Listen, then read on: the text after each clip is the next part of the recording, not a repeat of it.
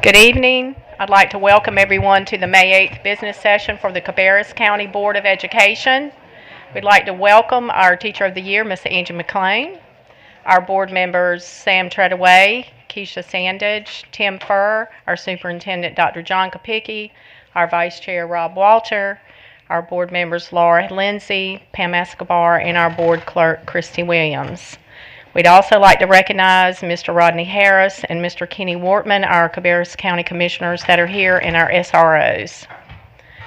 So, Board, we will move to 1.01, and I will call the May 8th business session to order. We will now move to 2.01, our presentation of colors, and 2.02, our national anthem. Please stand with me at this time. Good evening. Presenting tonight's colors are the members of the Mount Pleasant High School Flying Tigers Air Force Junior ROTC program, and their personnel includes Cadet Second Lieutenant Devarian Torres, Cadet Chief Master Sergeant Kevon Millen, Cadet Senior Airman Caleb Edinburgh, Cadet Senior Airman William Farrell.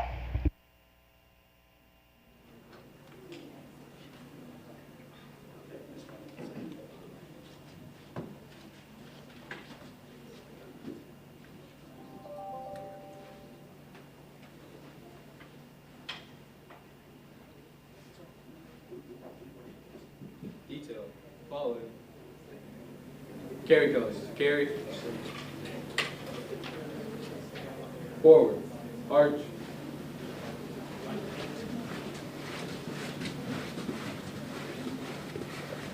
Mark time. Arch. Color. Switch.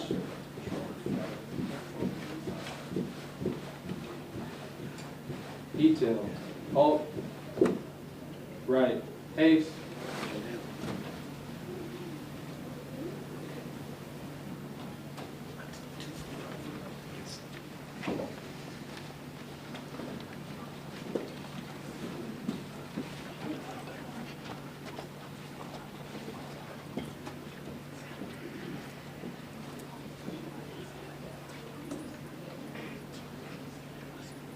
Okay. Present. On.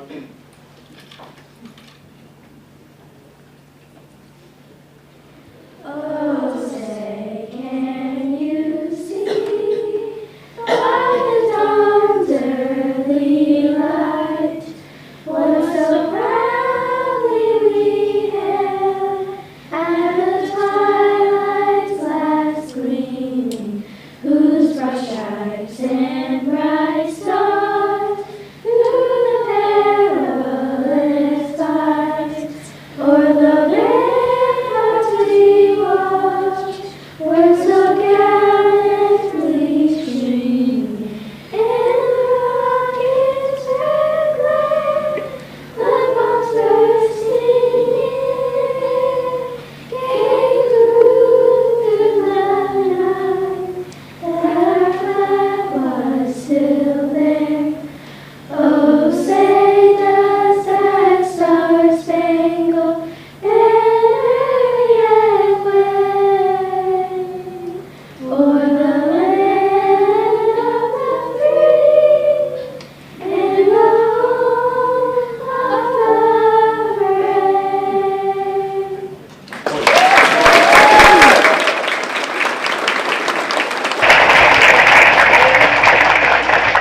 Honoring America tonight with the singing of the national anthem were the members of the Pitt School Road Elementary Chorus, and their personnel includes Abigail Harris, Abigail Peterlin, Allison Kimball, Allie Lovelace, Annalie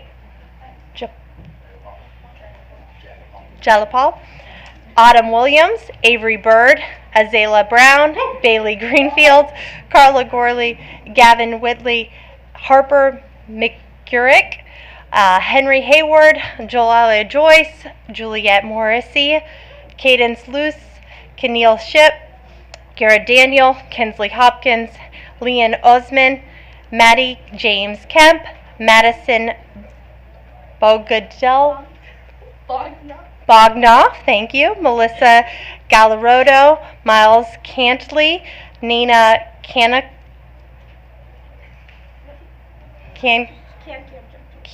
I'm sorry? Cam Jumpo, John Chua, Presley Austin, Reagan Johnson, Samantha Service, Tiana Casher, and the director of the Pitt School Road Chorus is Mr. David Barnaba. Thank you. Thank you. For your help.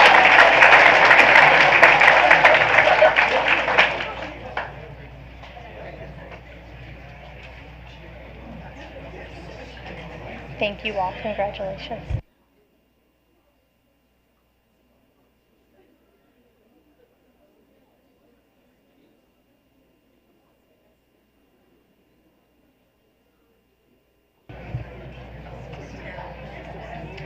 Additionally, for your listening pleasure, as you entered the Education Center tonight, were the members of the Concord Middle School Percussion Ensemble, and their personnel includes Tyrell Barnes, Elijah Blakeney, Serenity Carson, Jalen Coleman, Malcolm Cowan, Christian Harrison, Tavari Rushermeyer, and the director of the Concord Middle School Band is Mr. Alex Canup. Thank you.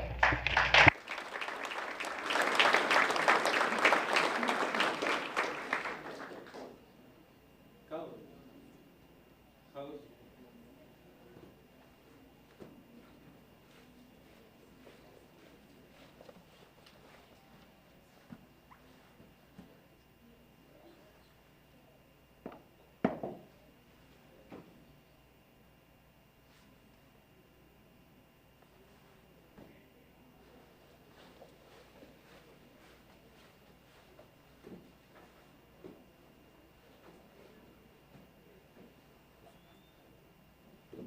Right.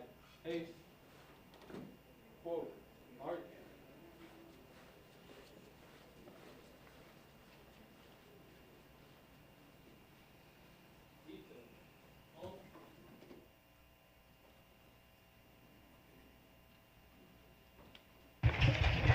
Thank you.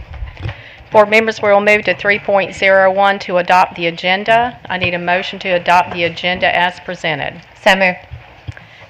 I need a second. Second. I have a motion by Ms. Lindsay, a second by Mr. Furr. All those in favor say aye. Aye. Opposed? Thank you, board members. The agenda is adopted as presented. We'll move to 4.01 and start our recognitions with the Impact Through Education Awards with Mr. Phil Furr. Good evening, Mr. Furr. Good evening, Madam Chair, members of the board, Dr. Kopicki. Tonight we will present Impact Through Education Awards to students and staff at Mount Pleasant Elementary School and Cabarrus Virtual Academy. Our sponsors for the Impact Awards are our friends at Equitable. At this time, I would like to invite our Equitable representative, Adrian Caspar, to join me at the front of the room. Before we get started with the awards, please accept our sincere thanks and gratitude to Equitable for its continued sponsorship of the Impact Through Education Awards. Tonight, we will complete our 13th year of honoring those making a difference and an impact in our schools with this award. We appreciate your support and thank you for helping us celebrate and recognize deserving students and staff. We also want to say a word of thanks to our Cabarrus Regional Chamber and to Concord Trophy Center for providing us with the award plaques each month. Now, on to tonight's awards. May I have the Mount Pleasant Elementary School administrative team come forward, please.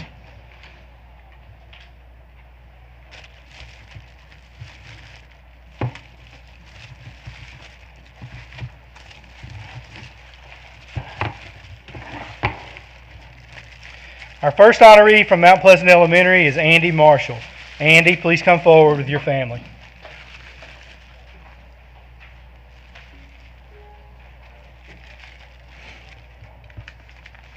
You can just stand.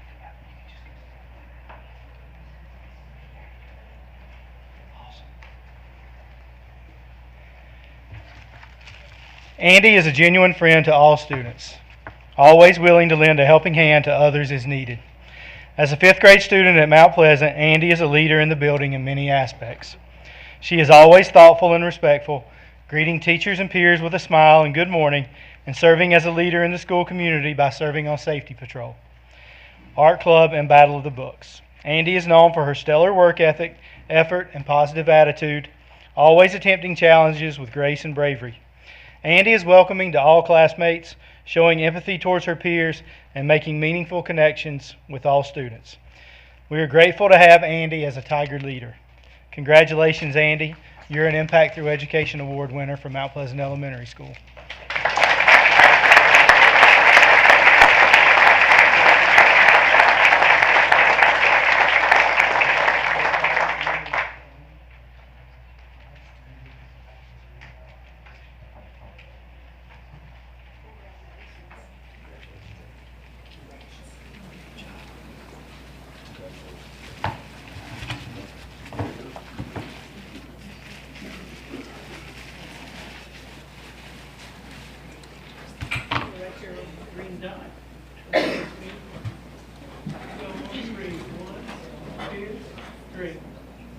Perfect, thank you. Congratulations.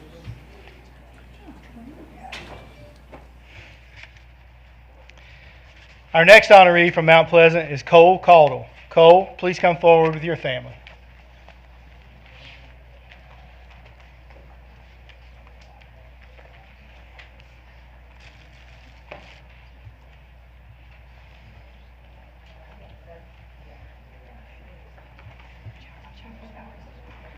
Watch out for these cords. Let's see. No washing violations. All right. Cole is an all-around ideal fourth grade student at Mount Pleasant. He is extremely modest in his great knowledge and has self-awareness and motivation beyond his years. Cole demonstrates kindness and respect in all of his interactions and relationships. He is a helper in the classroom who often initiates assisting his peers where they need it. He is a well-rounded student who always participates and engages in learning, pushing himself to achieve at high levels. You can always count on Cole to have school spirit and to participate in every activity with enthusiasm. Along with bringing joy to the classroom, Cole is a hard-working student who gives his all to his academics. Cole is active in Taekwondo, robotics, and FCA. Congratulations, Cole. You're an Impact Through Education Award winner from Mount Pleasant Elementary School.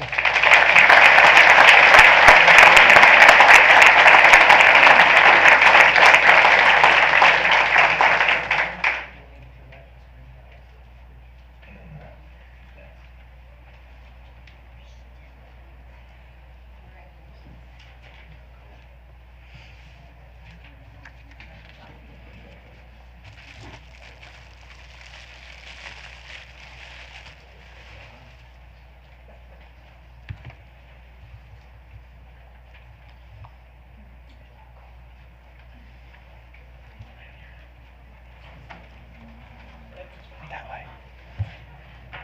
Perfect. There we go. 3, 1, 2, 3. I got you. Congratulations.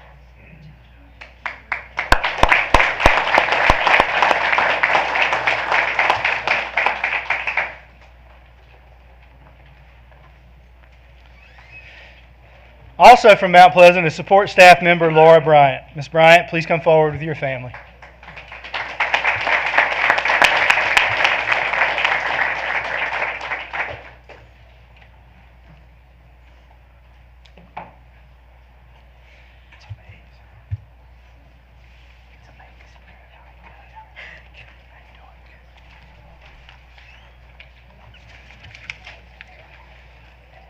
Laura Bryant is more than just a school nurse at Mount Pleasant Elementary.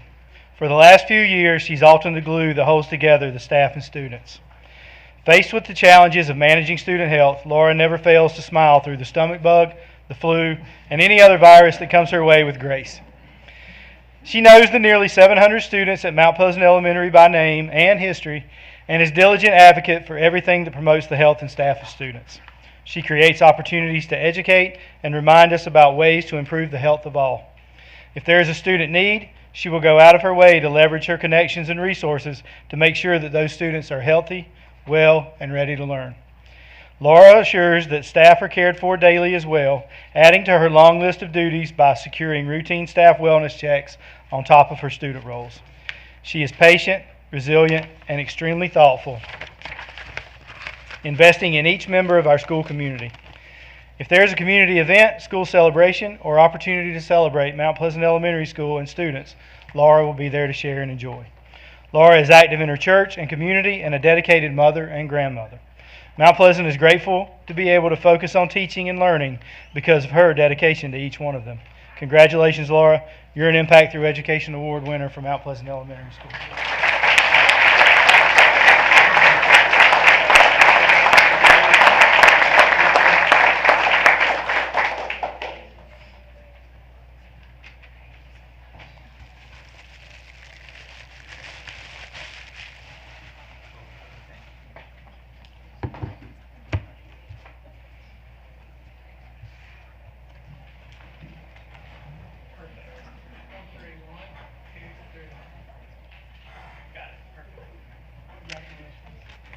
And finally, from Mount Pleasant Elementary is teacher Anne-Marie Purhai. Ms. Purhai, please come forward with your family.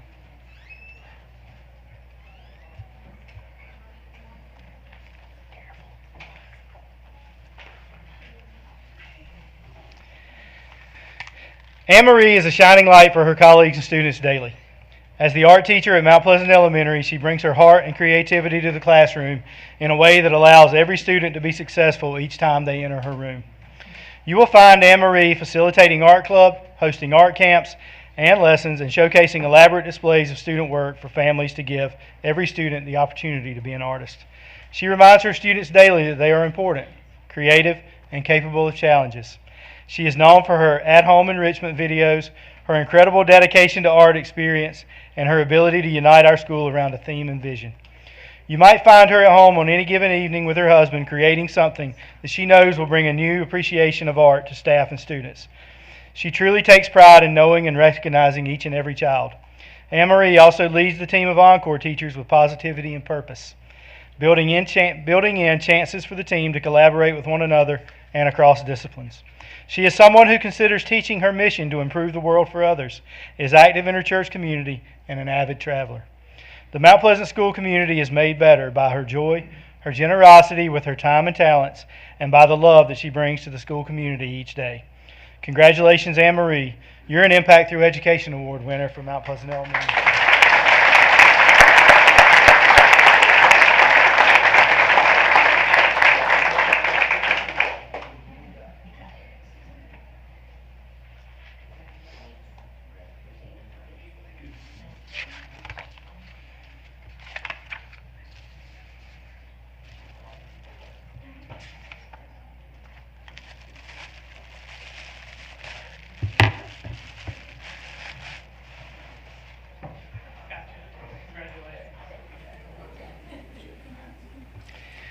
We will now continue with our May Impact Through Education Awards by welcoming the Cabarrus Virtual Academy.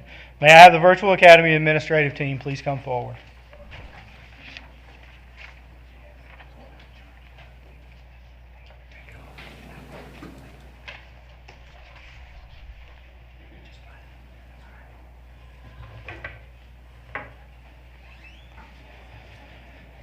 Our first honoree from the Cabarrus Virtual Academy is Omar Best. Omar, please come forward with your family.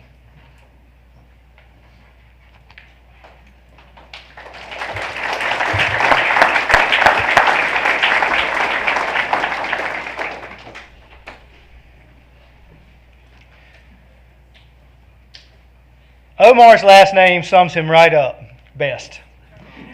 Every high school teacher knows Omar personally, even if they've never taught him. He attends in-person sessions every Thursday like clockwork, entering with a fresh bag of Chick-fil-A and a large smile.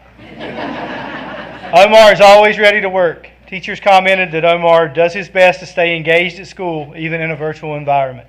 He reaches out to his teachers when he needs help and makes it a priority to come into school on almost every high school day, even though it is optional. His positive attitude and kind spirit truly make Thursdays a little better. Omar is originally from Wilmington. He is a member of the Avid Club and was selected to be part of the Young Black Leadership Alliance. His passion is cybersecurity. Omar recently completed the NC State Cybersecurity Boot Camp and would like to finish the program at NC State after high school. He enjoys basketball, fitness, and visiting historical monuments and museums. He would like to thank his mother for the words of support and tough love she gives him.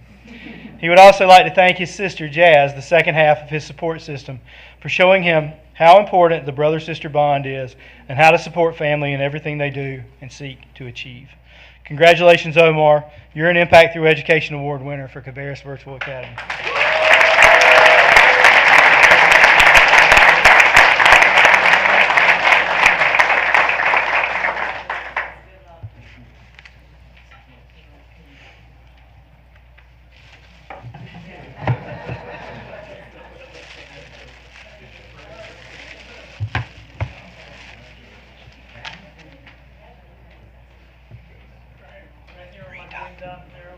Here we go on through. You ready? 1, 2, 3.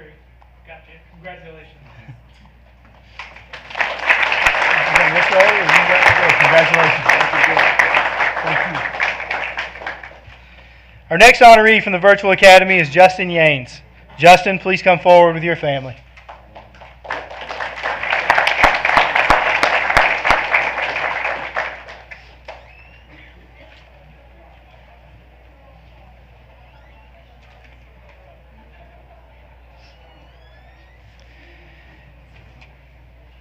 Ask any of Justin's teachers and they would say he is persistent. This persistence serves him incredibly well. Justin and his family came to Cabarrus County from Los Angeles, California, in search of the peace and nature that North Carolina could offer. In his free time, he loves to spend it with his mom at church worshiping the Lord. He is passionate about traveling to Guatemala and spending time with his family. Justin's most distinctive characteristic is his ability to overcome challenges. While some kids his age are making excuses for lack of work completion, he is working and overcoming barriers and overperforming any of his expectations. He is a portrait of a CVA student.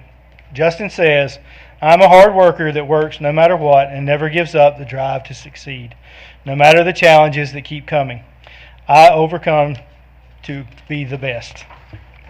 Justin's goal for the future is possibly college, but more importantly and simply, to be someone good. He wanted to thank his parents, family, teachers, and principals for their dedication to him and hope they have many blessings in life. A teacher commented, "Justin exemplifies hard work and persistence. He is always among the first to submit assignments, never hesitates to ask for help when needed, and participates in all classes and drop-in sessions. Justin is a stellar student." Mrs. Short says that what she appreciates most about Justin is his positive attitude and how he always responds to her emails with a simple, "God bless." Congratulations, Justin. You're an Impact Through Education Award winner for Cabarrus Virtual Academy.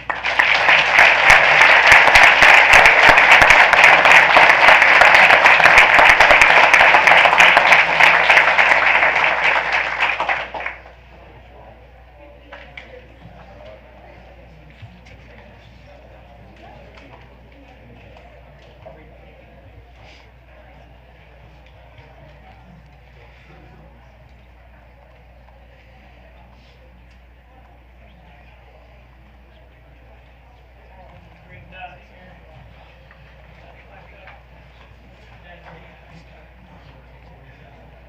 Okay, now I get mine. Congratulations. Great job.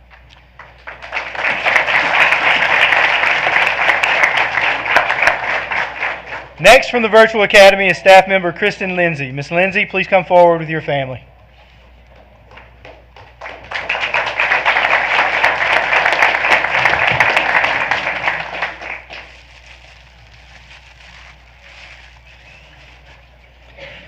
A staff member said it best when they said, "No one at our school, perhaps in the district, wears more hats than Kristen."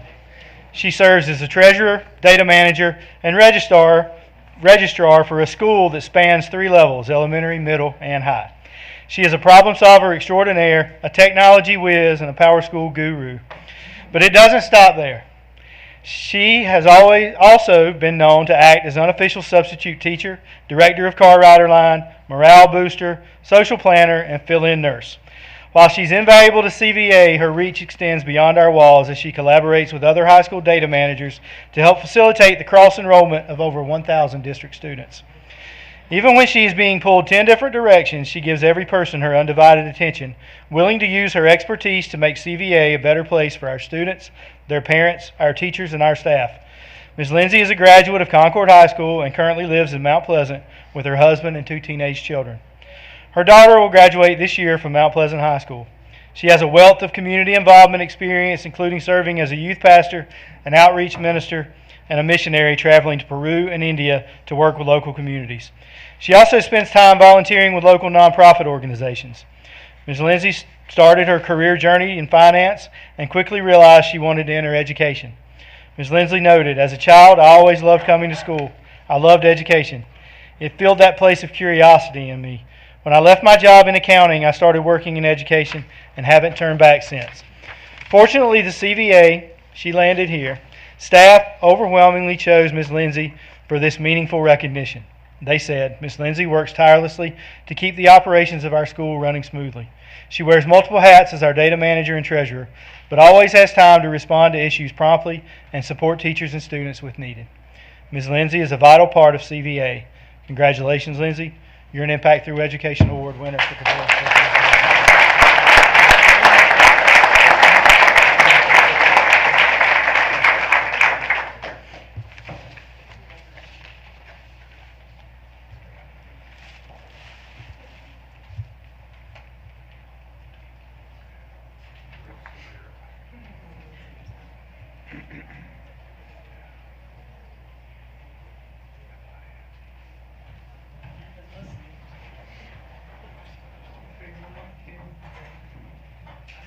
Congratulations.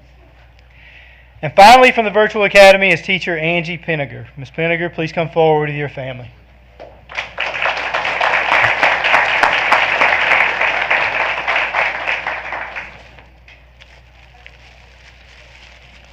Ms. Penniger is a kindergarten teacher at Cabarrus Virtual Academy. She's been with CVA since its opening and is known as the school's strongest advocate. Ms. Penniger has taught in the Cabarrus-Kannapolis area for 21 years. She has taught a variety of elementary grades but has found her passion with her little friends. She has been an MTSS coach, grade level chair, and held official and, most importantly, unofficial leadership roles. Ms. Penniger was chosen as the CVA Certified Staff Recipient for her dedication to supporting the academic and emotional well-being of her students and her never-ending support of her colleagues. Her practice promotes a warm, inclusive environment in which students feel safe and a sense of belonging. She inspires her students, her colleagues, and all who know her with professionalism and commitment to students at CVA and beyond. She is a strong advocate for seeing the abilities of each of her students. Additionally, Angie loves our school and loves to find ways to make it even better. She's always willing to answer questions and provide support when needed. She is a great addition to our school. In her free time, Ms. Penniger spends it with her husband and 4 children. She enjoys talking to everyone about her love of family, her students, and CVA. When asked how she got into education, she said she was inspired by her grandmother, who was a foster mother, to share her love of children. She said, "I love watching children grow and love making relationships to prove they are capable of so much more than they think. Cabarrus Virtual is a better place because she is in it." Congratulations, Angie. You're an Impact Through Education Award winner for Cabarrus Virtual Academy.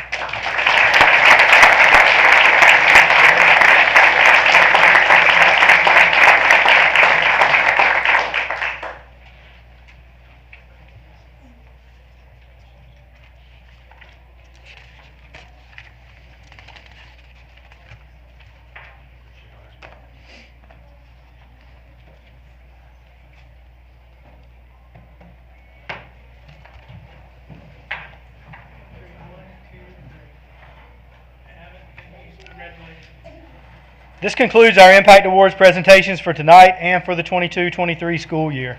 Congratulations to all our recipients, and thanks again to our partners, Equitable and the Cabarrus Chamber of Commerce, for your partnership. We look forward to continuing long-standing partnership of honoring difference makers in our schools at our September board meeting in the fall. Thank you, Mr. Furr. Board will move to 4.02 and our Hillbush Ford Teacher of the Month. Good evening, Madam Chair. I kindly ask, is it possible to recognize the Concord Middle School performance? They were outside and didn't make their way here in time. They're waiting outside. Sure. Thank you so much. I appreciate it.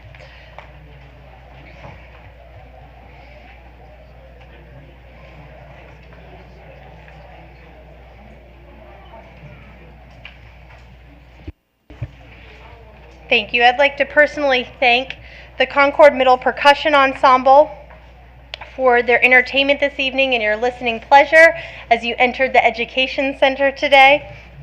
Their personnel includes Tyrell Barnes, Elijah Blakeney, Serenity Carson, Jalen Coleman, Malcolm Cowan, Christian Hairston, Tavari Rushamar, and the director of the Concord Middle School Band Program is Mr. Alex Canup. Thank you.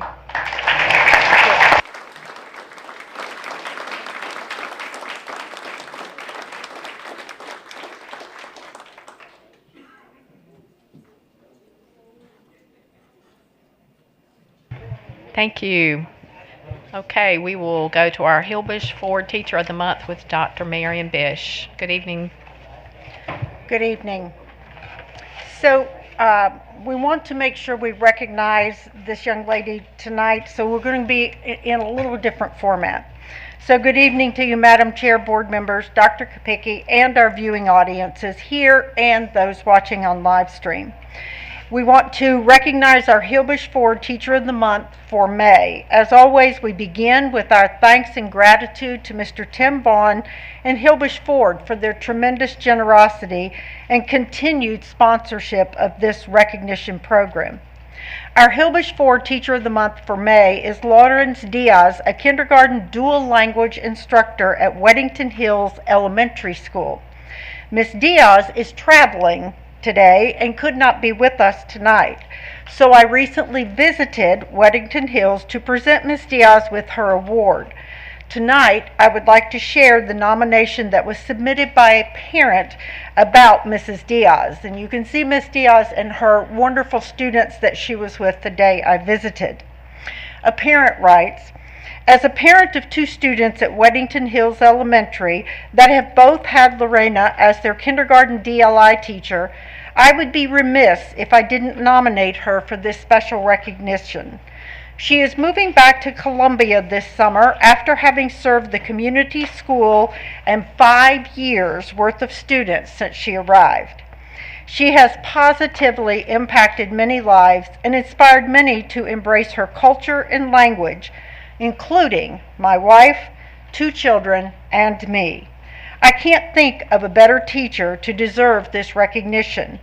Thank you for considering Senorita Diaz. Mrs. Diaz, thank you for the impact you have made to teach and engage the students in your classroom, and congratulations on your selection as Cabarrus County Schools Hillbush Ford Teacher of the Month." Thank you.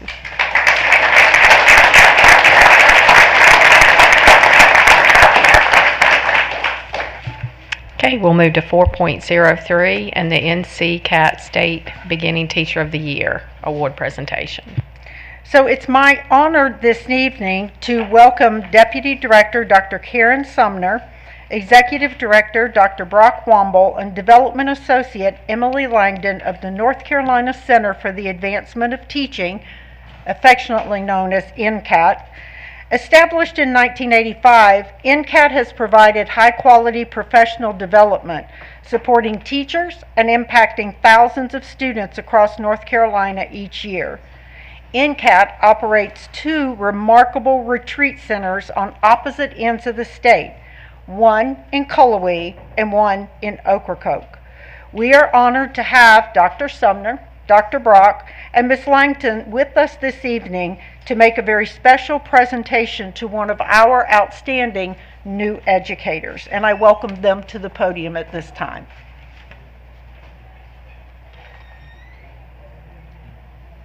Are they outside? Do we know if Dr. Brock's here?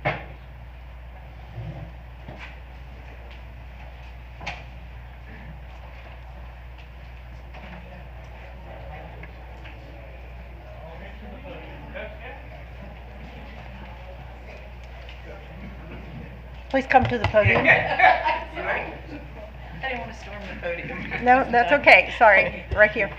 And then Natalia and administrators from CC Griffin, could I ask you to come forward, please? And I'll turn it over to you. Thank you. Thank you. Hello, and greetings from the North Carolina Center for the Advancement of Teaching. We provide professional development for North Carolina educators at our Cullowhee and Ocracoke campuses, in addition to online and school-based professional development. We are here with you this evening to celebrate a very special individual. Natalia Mejia is North Carolina's 2023 NCAT Beginning Teacher of the Year. At NCAT, we are proud to honor teachers and the teaching profession, and the celebration of great beginning teachers is something Dr. Brock Womble, our Executive Director, is passionate about. We are here tonight celebrating thanks to his vision and belief in the importance of this recognition. I'd now like to share some things that Ms. Mejia has written and that others have shared about her. Natalia describes herself as a bilingual, multicultural woman who teaches multilingual learners at C.C. Griffin STEM Middle School. She prioritizes relationships, whether those be with her students, parents of students, or colleagues. Natalia is described as a phenomenal beginning teacher who is seen daily in the halls, encouraging and challenging her students. She remains positive, engaged, and eager to support her students and the school. Natalia embraces and helps grow the collaboration and community between school and home, and helps her students feel connected and important. Ms. Mejia serves as a bridge between home and school, regularly calling and texting parents and supporting her students both in and outside of the classroom. A student shared, "Ms. Mejia's love, attention, and acceptance is really special. She sets really high expectations in her room and teaches the skills necessary for the preparation of life. She values her students' opinions and is always there for us." Natalia is described as authentic in her actions, positive, reliable, dependable, and a problem solver. Ms. Mejia is praised for her endless dedication to her students and honored as a star who represents the best and brightest teachers we have in North Carolina. We should all be so fortunate as to have an advocate like Natalia Mejia. She is dedicated, passionate, and clearly believes in the value of experiences. Ms. Mejia is broadening the opportunities for all of her students and introducing them to both the local and global world of which we are a part. We are proud to honor Natalia Mejia this evening. Thank you for all you do.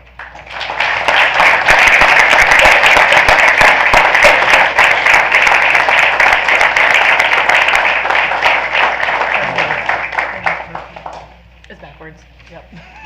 There you go. Perfect. 1, 3, 1, 2, 3. You go there. You go. You need to get yours. Oh, Yeah, she's got to get it. Yeah. No, stay.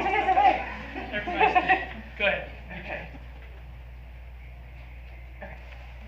Wait. I was missing someone. I was missing you, so. 1, 3, 1, 2, 3. 1, 2, 3. Got it.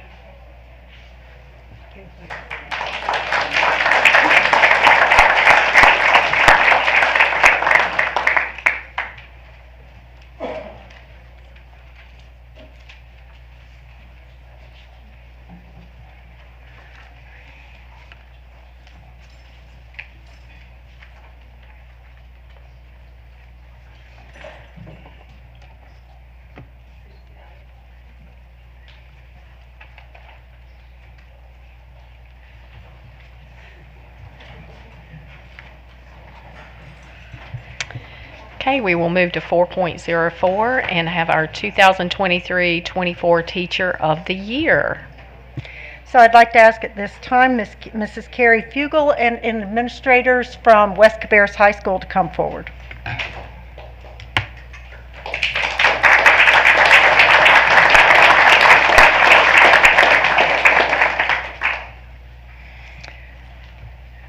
I'd like to offer congratulations to Carrie Fugel, a science teacher at West Cabarrus High School, who's been named the 2023 Cabarrus County Schools Teacher of the Year. Superintendent Dr. John Kopicki made the announcement on April 20th at the district's Celebration of Excellence at Great Wolf Lodge. She began her educational career as a teacher at Central Cabarrus High School in 2009, where she served briefly in an interim role at the conclusion of her student teaching.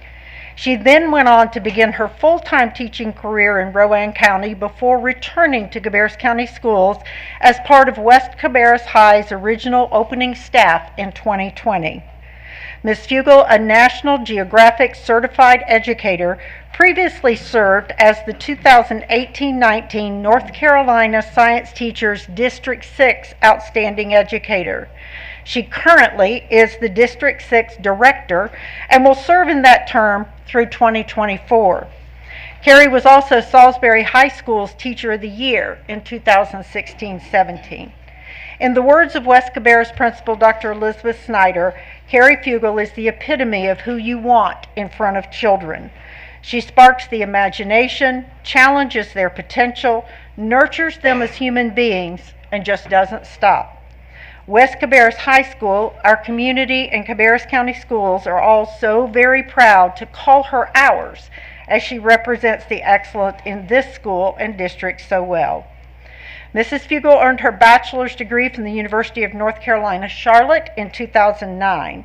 She has served in many leadership capacities during her career, including being a mentor teacher, a collaborator on the Earth and Environmental Science curriculum writing team, a PLC lead, a school improvement team member, literacy design team member, and a presenter at multiple conferences. So congratulations, Cabarrus County School Teacher of the Year, Carrie Fugel.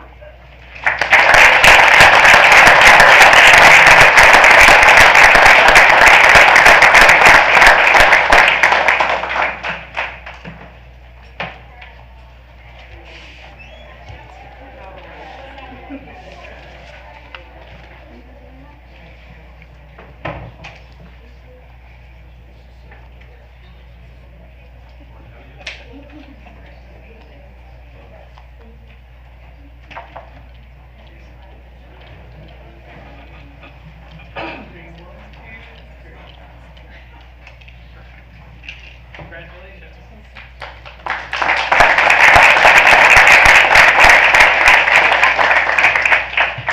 Okay, board, we'll move to 4.05 and our Great Wolf Lodge Everyday Hero Award with Dr. Jonathan Bowers. Thank you, Madam Chair. Appreciate that. If I could have Ms. Shonda Culler and any guests she may have in attendance with her tonight, please come forward.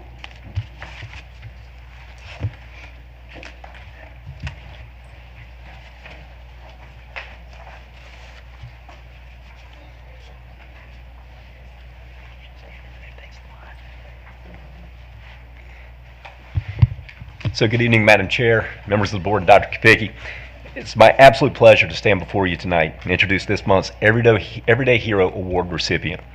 As you know, this award is presented to an exceptional employee within our auxiliary services team. And that includes our Kids Plus, that includes our facilities and maintenance, our construction, our school nutrition, and our transportation divisions. Sponsored by Great Wolf Lodge, the Everyday Hero Award is intended to acknowledge the outstanding behind the scenes and above and beyond work of our auxiliary services professionals. We all know there's great work being done by these employees every day, and that should be recognized publicly. Nominations for this award are submitted by Cabarrus County Schools employees, students, and parents, and one recipient is selected each month to be recognized. This month's recipient of the Everyday Hero Award is Ms. Shonda Culler, Cafeteria Manager at Mount Pleasant Elementary School. With me here tonight is Ms. Stephanie Allman, our Director of School Nutrition, and she's going to share some words as to why Ms. Culler is a deserving recipient of this month's award.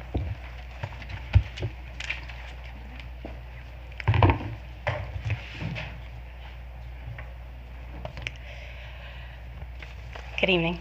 Ms. Keller received several nominations from both parents and staff. Some of the comments made were, she treats all the students as if they were her very own kids, taking special care to try to learn their likes and dislikes. As well as, she ensures that every student is fed and has access to something they both need and enjoy. She knows every child by name. I've seen her check on students who may have forgotten to pick up breakfast that day, and bring milk to students who always need it but aren't in the cafeteria. She knows every allergy and every sensitivity by heart, even with over 640 students. It's 100% true. And finally, one person wrote of her, "She had me in tears one day watching her care for a student who was hesitant to get a meal, but who she knew needed to eat lunch at school. She truly is an example of going above and beyond in her care and attention to both staff and students. She cares deeply and is a tremendous asset to our team." So,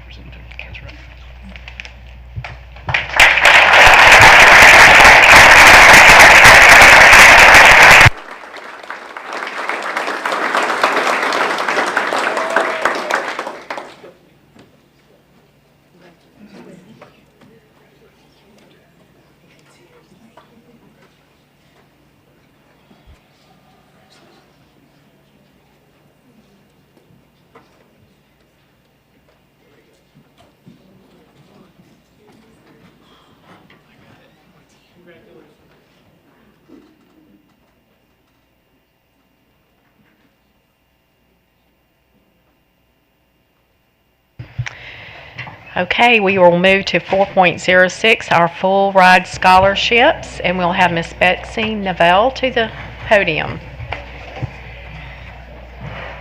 Good evening, Madam Chair, board members, and Dr. Kopicki. Tonight I have the pleasure of recognizing a group of very talented and hardworking seniors. All of these students have received a full ride scholarship, which means tuition, room, board, and often fees are covered. We believe this is the highest honor a college can bestow on a student. We are going to go ahead and read out where these students are attending, and I hope you can appreciate all their hard work. From Central Cabarrus, we have Jaden Thompson.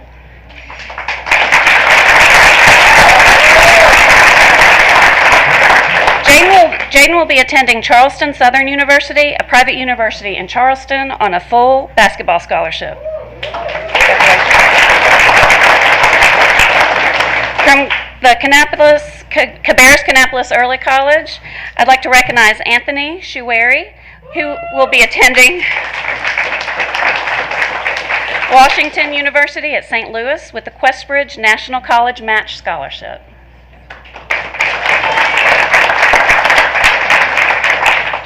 We have a few Questbridge scholars, and we'd like to explain. The Questbridge Match program ensures that students who excel academically have a pathway to college success. So we're excited for you. From Northwest Cabarrus, we have Tevin Tucker, who will be attending Kent State University in Ohio on a Division I full football scholarship.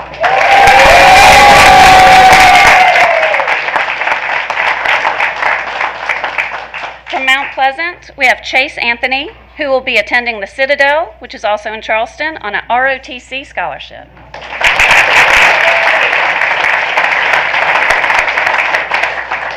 We also have Brennan Williams, who will be attending Mars Hill University through a full baseball scholarship.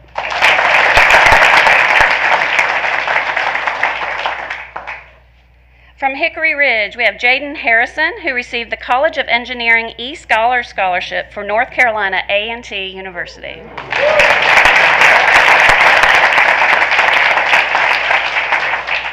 Also from Hickory Ridge, we have Davis Rhine, who will be attending the United States Air Force Academy in Colorado. He'll be playing baseball with them. He is our only military academy student this year, and we're very proud of your accomplishment. We also have Josiah Young, who received the Moorhead Kane Scholarship for UNC Chapel Hill.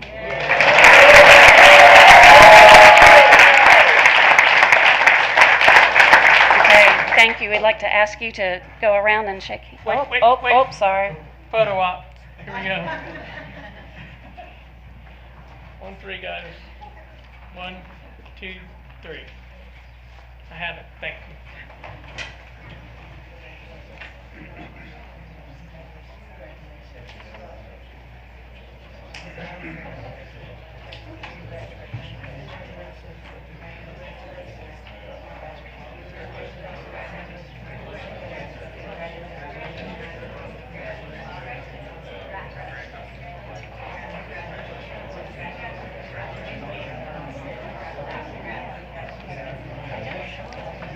Madam Chair, if I could take a few more minutes. We have a few students who are not able to be with us tonight, but we'd still like to recognize them. From West Cabarrus, we have Jake Arroll, who received the Chancellor Scholarship at Appalachian State University. We have Taylor David, who received the Cheatham White Scholarship and will be attending NCA&T. We have Alita Tonga, who will be attending Northwestern University in Illinois on a full scholarship through Questbridge Match. From Hickory Ridge, we had Charlie Reagan Brown, who will be attending Catawba College on a Spirit of Catawba Scholarship. Christian Hamilton, who will be attending UNC Chapel Hill on a full football scholarship. And Jordan Wilkes, who will be attending the University of Richmond in Virginia on a Division I full football scholarship.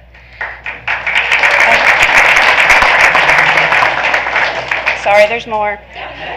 From J.M. Robinson, we have Leah Fajtek, who will be attending the University of Arizona on an ROTC scholarship. David Hobbs, who received a full athletic scholarship for football at the University of Tennessee at Knoxville. And we also have several students from Cox Mill. Tyrell Cord, who will be attending Mercer University on a full football scholarship. Sam Cowher, who also received a full football scholarship but for Wingate University. Kyla Griffin, who will be attending NC State after receiving the Park Scholarship. Kendall Harris, who's also attending Mercer on a full football scholarship. Titus Ivy, who received the University of Virginia football scholarship. Zariah Neville, who will be attending Duke University on a Questbridge scholarship. Ariana Perry, who will be attending Alabama State University for a full basketball scholarship. Jonathan Richards, who received the Dowdy Scholarship and will be going to NCA&T. Jaden Webb, who will be attending Tennessee State University in Nashville on a full volleyball scholarship. And Tyler Zadalis, who will be going to the University of South Carolina on a full baseball scholarship. Thank you. Okay, we will go to 4.07, our governor's school students, with Mr. Carl Sane.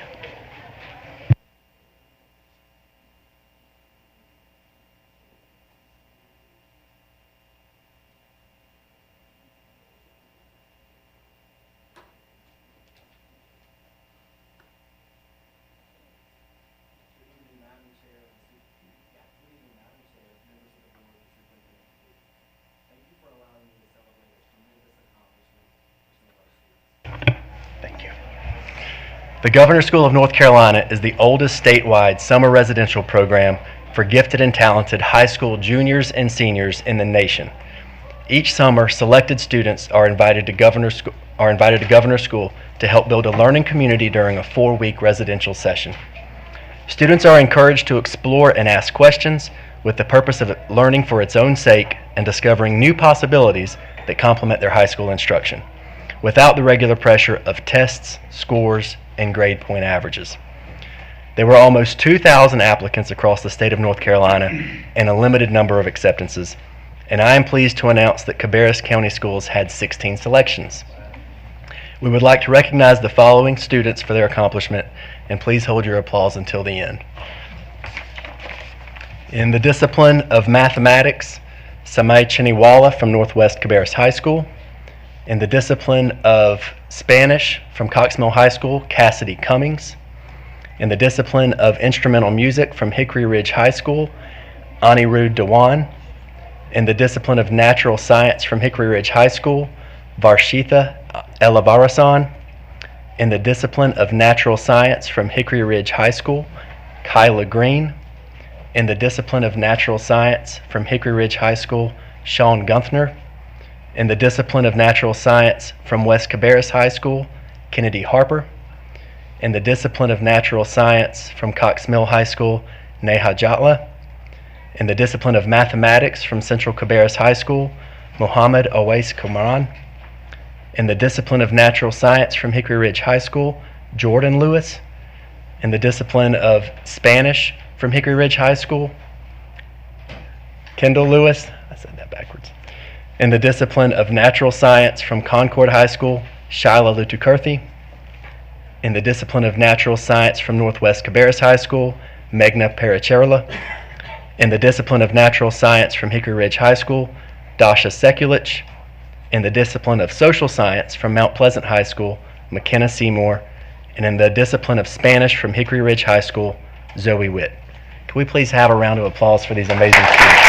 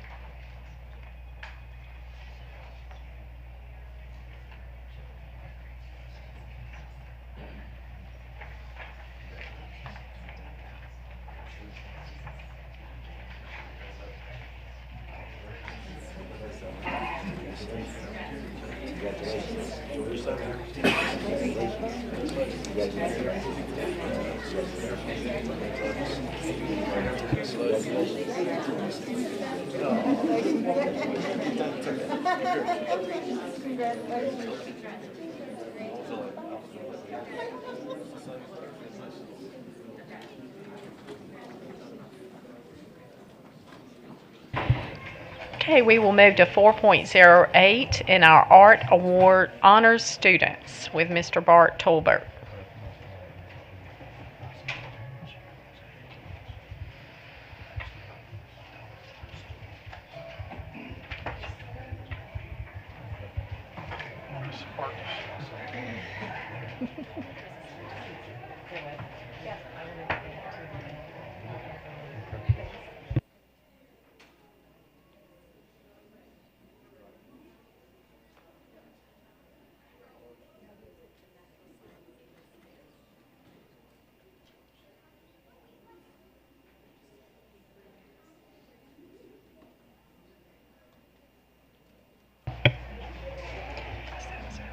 Good evening. We are proud to recognize the arts recognitions at the Board of Education meeting this May. We would first like to begin with Patriots Elementary School Chorus. This past November, 5 students from Patriots Elementary School were selected by audition to perform with the North Carolina Elementary Honors Chorus. The North Carolina Honors Chorus Clinic and Concert take place during the annual NCMEA In-Service Conference in Winston-Salem, North Carolina. The students selected to represent Patriots Elementary School are as follows: Harmony Miller, Addison Grambrell, Isabel Ray, Hannah Wakeford, and Harper Kolaski. The director of the Patriots Chorus program is Miss Savannah Heminger. Congratulations.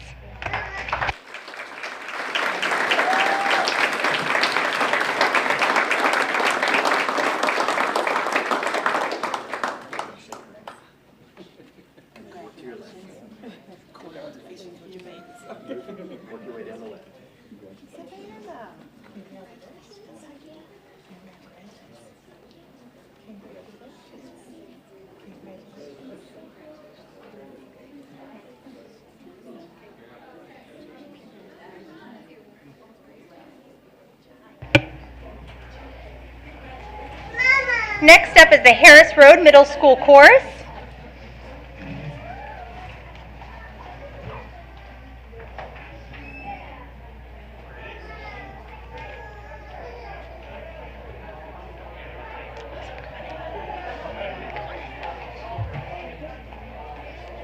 This past November, the Harris Road 8th grade chorus was selected to perform the North Carolina Music Educators Association's annual In-Service Conference.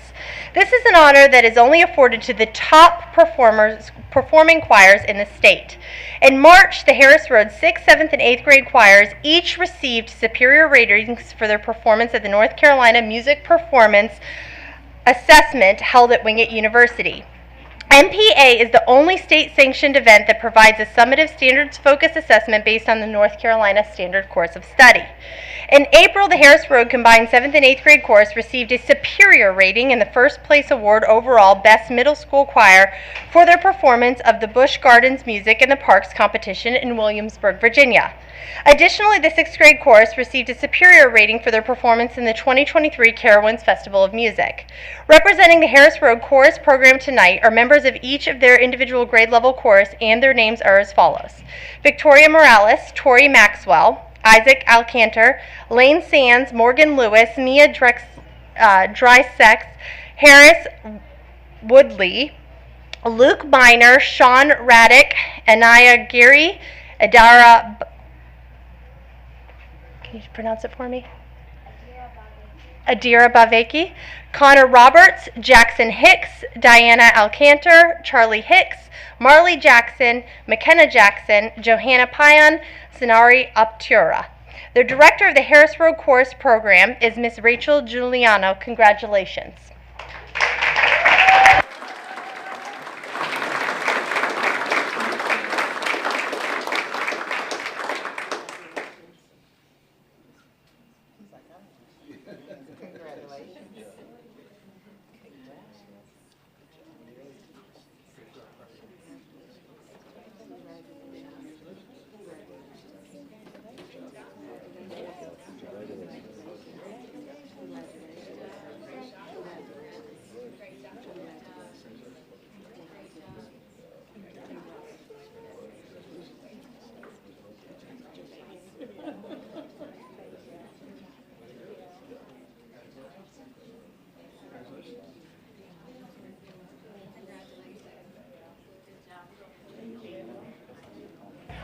Next up is the Harris Road Middle School Band.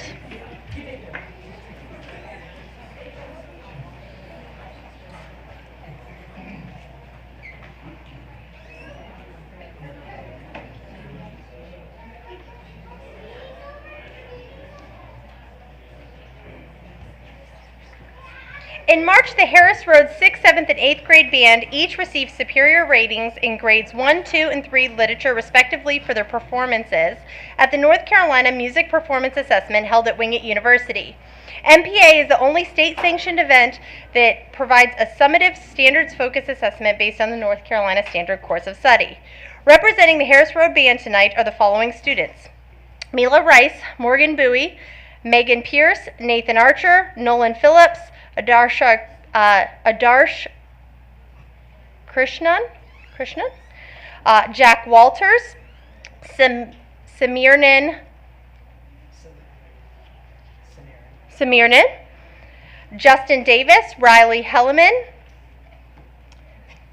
Section Cadova, Angela Petapali, Sinaviv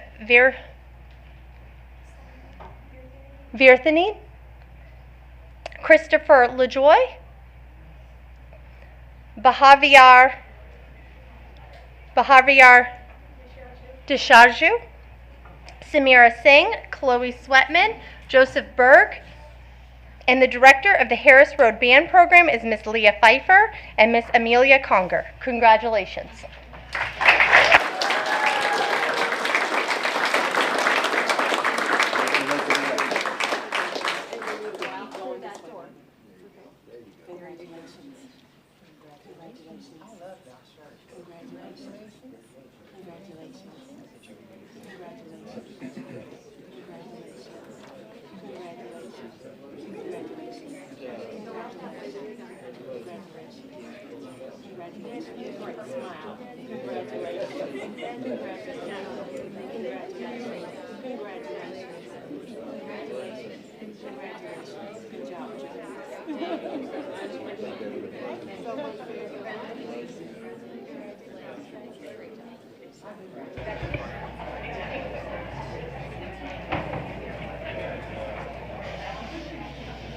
Next up is the Hickory Ridge Middle School Band.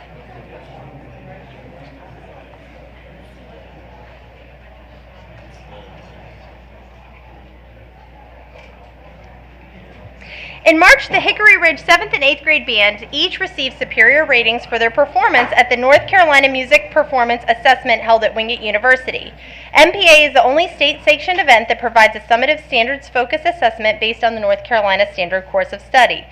Jamison Young, Gabrielle Luzez, William Zoe, Neela Vinagala were each selected for the North Carolina All-State Middle School Concert Band. Jamison and Gabriel both played trumpet, William is a French horn player, and Nella played trombone. Additionally, Jamison Young was selected for the North Carolina All-State Jazz Band Clinic held in Durham. The directors of the Hickory Ridge Band Program are Jennifer Mary and Nick Carl. Congratulations.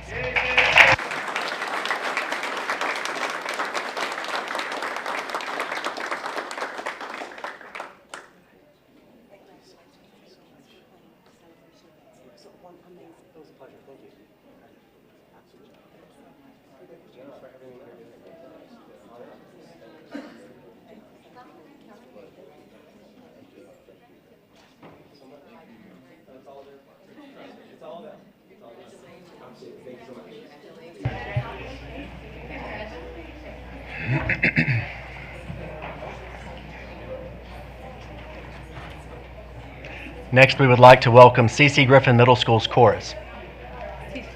She said Central Cabarrus first. Central. Next, we would like to welcome Central Cabarrus High School chorus.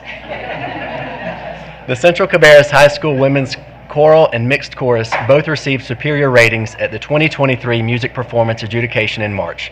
The Women's Choral in Proficient Repertoire and the Mixed Chorus in Intermediate Repertoire. Seniors Emery Dameron, Kirsten Gilliland, Catherine Gomez, and freshman Lily Edwards were selected for the North Carolina Music Educators Association High School Honors Chorus this past November. The North Carolina High School Honors Chorus honors outstanding singers from high school choral music programs in North Carolina by giving them the opportunity to perform at the highest level of achievement. Haley Barnes, Catherine Coley, Emery Dameron, Catherine Gomez, Jenna Gilmet, George Rogers Kirkpatrick, and Sarah Shoup were selected for the 2023 Mars Hill Choral Festival in February. Established in 1949 by the late J. Elwood Roberts as an effort to improve choral music in the high schools of western North Carolina, the Mars Hill Choral Festival is one of the premier regional choral festivals in North Carolina. Nick Ballard, Catherine Coley, Kristen Gullidge, and Shara Shoup were selected for the 2023 All Carolina Select Choir in January. The All Carolina Select Choir was established in 2015 by Dr. Kenny Potter as an opportunity for talented North Carolina choral students from across North and South Carolina. Kirsten Gilliland was selected for the 2023 Young Artist in Residence. Sponsored by the Charlotte Master Choral, the Young Artist in Residence is an innovative program to strengthen choral music in the Charlotte community. Talented high school choristers are selected to sing with the Charlotte Master Choral once a season, experiencing firsthand the joy of singing in a high-quality symphonic chorus. The director of the Central Cabarrus Choral Program is Mr. Ethan Price. Congratulations.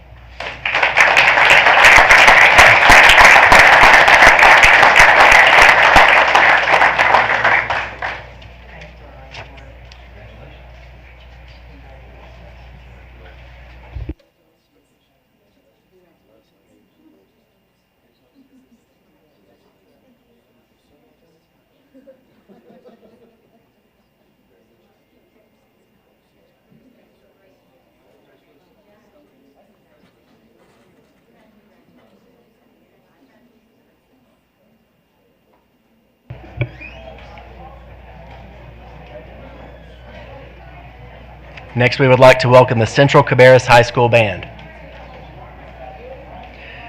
In March, the Central Cabarrus High School Symphonic Band received a superior rating in Grade 4 Literature for their performance at the North Carolina Music Performance Assessment held at Mooresville High School.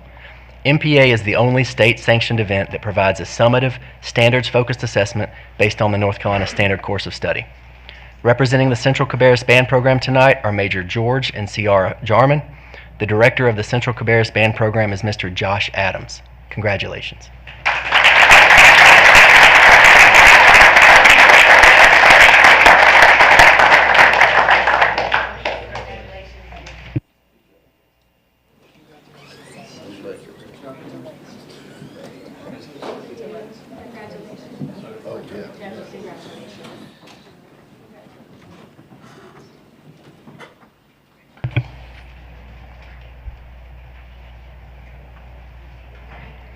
Next, we would like to welcome the Central Cabarrus High School Theater. The Central Cabarrus High School Theater Ensemble recently received a number of Blumey Award nominations for their production of Matilda the Musical. These nominations include Major George for Best Supporting Actor for his portrayal of Bruce, Cameron Shackelford for Best Featured Actor for his portrayal of Dr. Rudolpho. The entire Central Cabarrus High School cast was nominated for the Best Choreography Execution Award. The Blumey Awards were created to recognize, encourage, and reward talent and achievement in musical theater by high school students in the greater Charlotte area. The director of the Central Cabarrus Theater program is Mr. Drew Coley. Congratulations.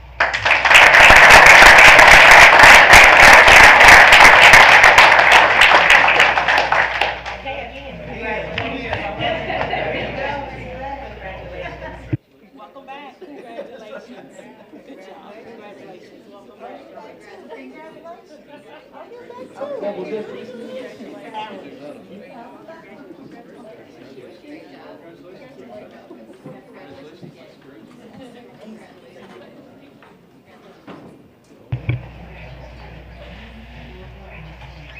Next, we would like to welcome the Concord High School Chorus.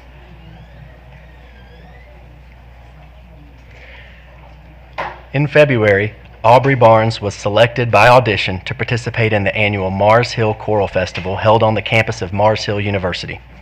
Aubrey is a freshman soprano at Concord High School. Established in 1949, the Mars Hill Choral Festival is considered to be the premier high school choral festival in North Carolina. The director of the Concord Chorus program is Mr. Michael Brooks. Congratulations.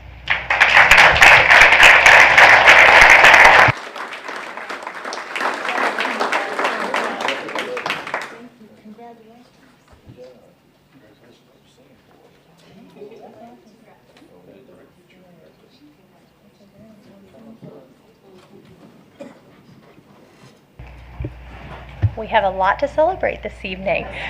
Next up is J.M. Robinson High School Chorus.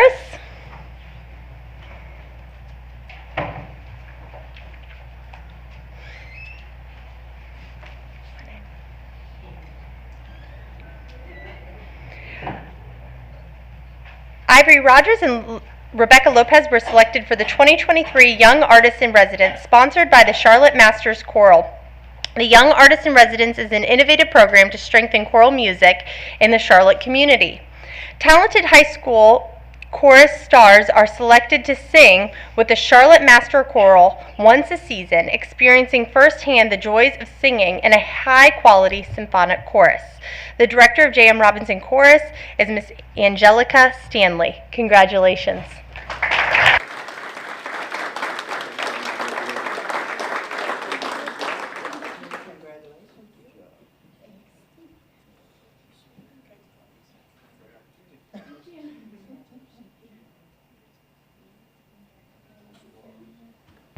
Next up is the J.M. Robinson High School Band.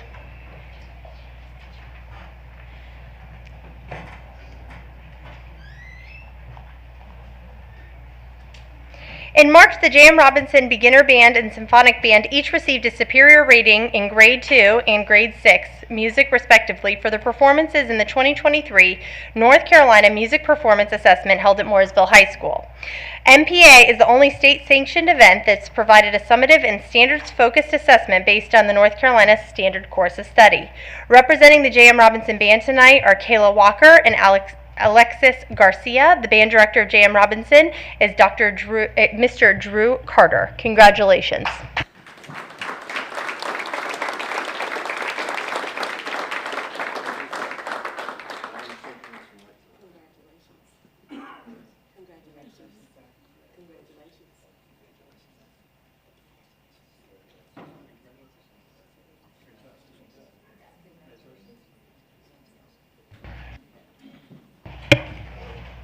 Next, we have West Cabarrus High School Chorus.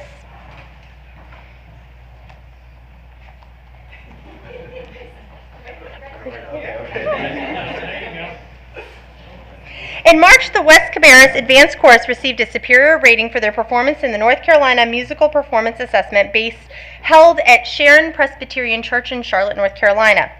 MPA is the only state-sanctioned event that provides a summative standards-focused assessment based on the North Carolina Standard Course of Study. Representing the West Cabarrus Chorus is Mr. Elias Obsaint, who in addition to being a member of the West Cabarrus Advanced Chorus, was selected as a member of the Mars Hill Honors Chorus, and also nominated for a Blumey Award for his portrayal of Cinderella's Prince in West Cabarrus High School's production of Into the Woods. The director of West Cabarrus Choral Program is Miss Laura Turner. Congratulations.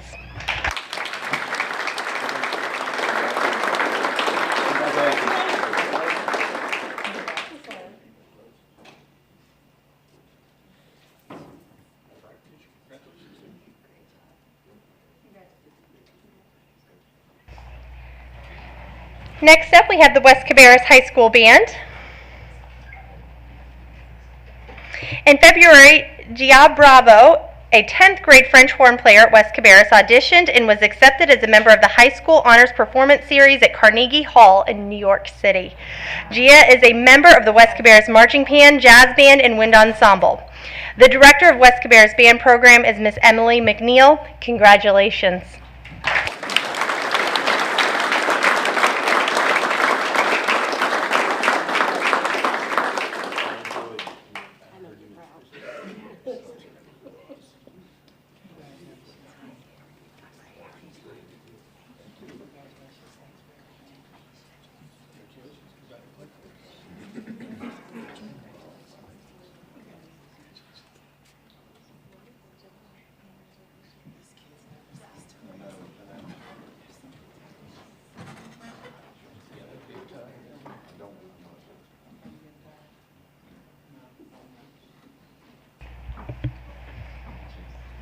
Next up, we have West Cabarrus High School Theater.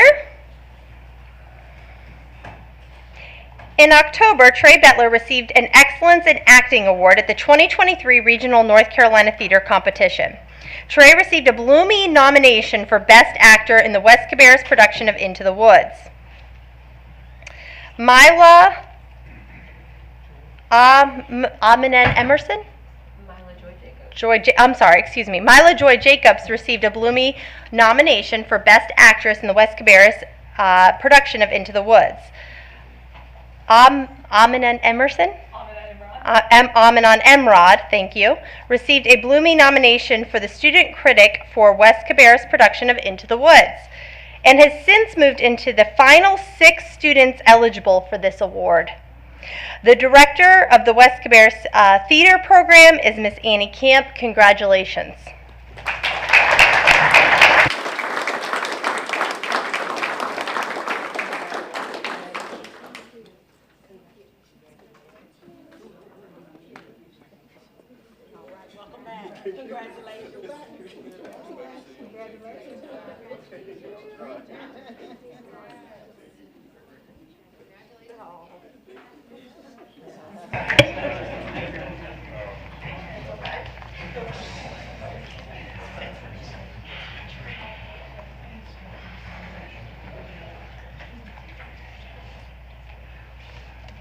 Next, we would like to welcome the Hickory Ridge High School Theater. The Hickory Ridge Theater Program earned numerous awards at the 2023 Regional North Carolina Theater Competition with their productions of The Yellow Boat and A Breakneck Run Through Theater History. These awards included Excellence in Tech Production by Milo Johnson, Excellence in Acting by Julian Morales, Outstanding Excellence in Acting, Vedant Penderkar, Outstanding Excellence in Ensemble Performance, The Yellow Boat Cast, Excellence in Directing, Ian Sullivan for The Yellow Boat, and Judge's Choice Distinguished Play, The Yellow Boat. The Hickory Ridge High School performance of The Yellow Boat won a Festival Spirit Award and an Excellence in Audience Interaction Award at the NCTC State Finals in Greensboro. An additional award for excellence in stage management was also presented to Madison Mullins. Peyton Ledbetter received a Blumey nomination for Best Actor for his role as SpongeBob in the SpongeBob Musical. Gianna Clark received a Blumey nomination for Best Actress for her role as Patrick in the SpongeBob Musical. Milo Johnson received a Blumey nomination for set design of the SpongeBob Musical and is in the top 6 set designers and eligible to win during the Blumey Awards. The Hickory Ridge High School Band received a Best Orchestra nomination for the SpongeBob Musical and is also in the top 6 in their category. The director of the Hickory Ridge Theater Program is Mr. Ian Sullivan. Congratulations.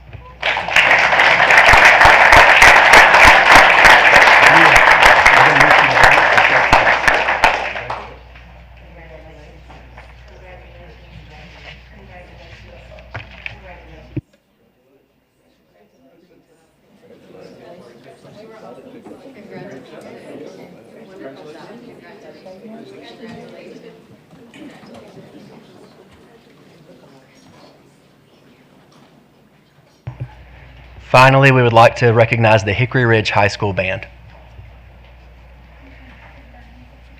In March, the Hickory Ridge High School Concert Band, Symphonic Band, and Wind Ensemble each received a superior rating in grades 4, 4, and 6 literature, respectively, for their performances at the 2023 North Carolina Music Performance Assessment. MPA is the only state-sanctioned event that provides a summative standards-focused assessment based on the North Carolina Standard Course of Study. Sadie Louts and Wesley Connor were selected by audition to participate in the Music for All National Honor Band this past March. Wesley and Sadie are both juniors at Hickory Ridge.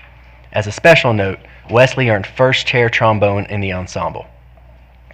Wesley Connor, Shannon Costanza, Anirudh Dhawan, Colin Nguyen, Thomas Reed, Lauren Sawyer, Matthew Stearns, and Karina Stoffler were selected for the 2023 All-State School Band.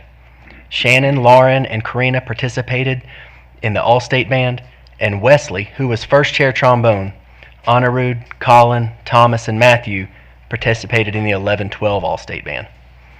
The All-State Band Clinic was held on the campus of the University of North Carolina at Greensboro.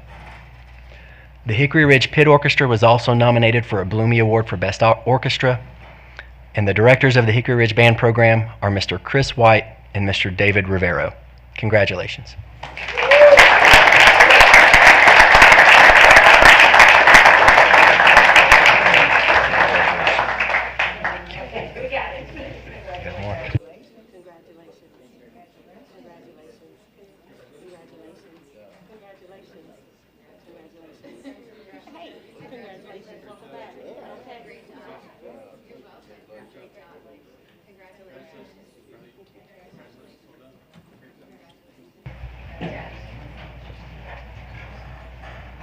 And that concludes our recognition of our Arts Honor students. If we could give them one more round of applause.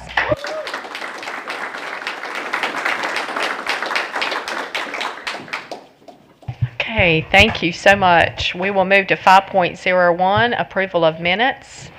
I need a motion to approve the session minutes as presented. I'll make the motion to approve those minutes as presented. I need a second. Second.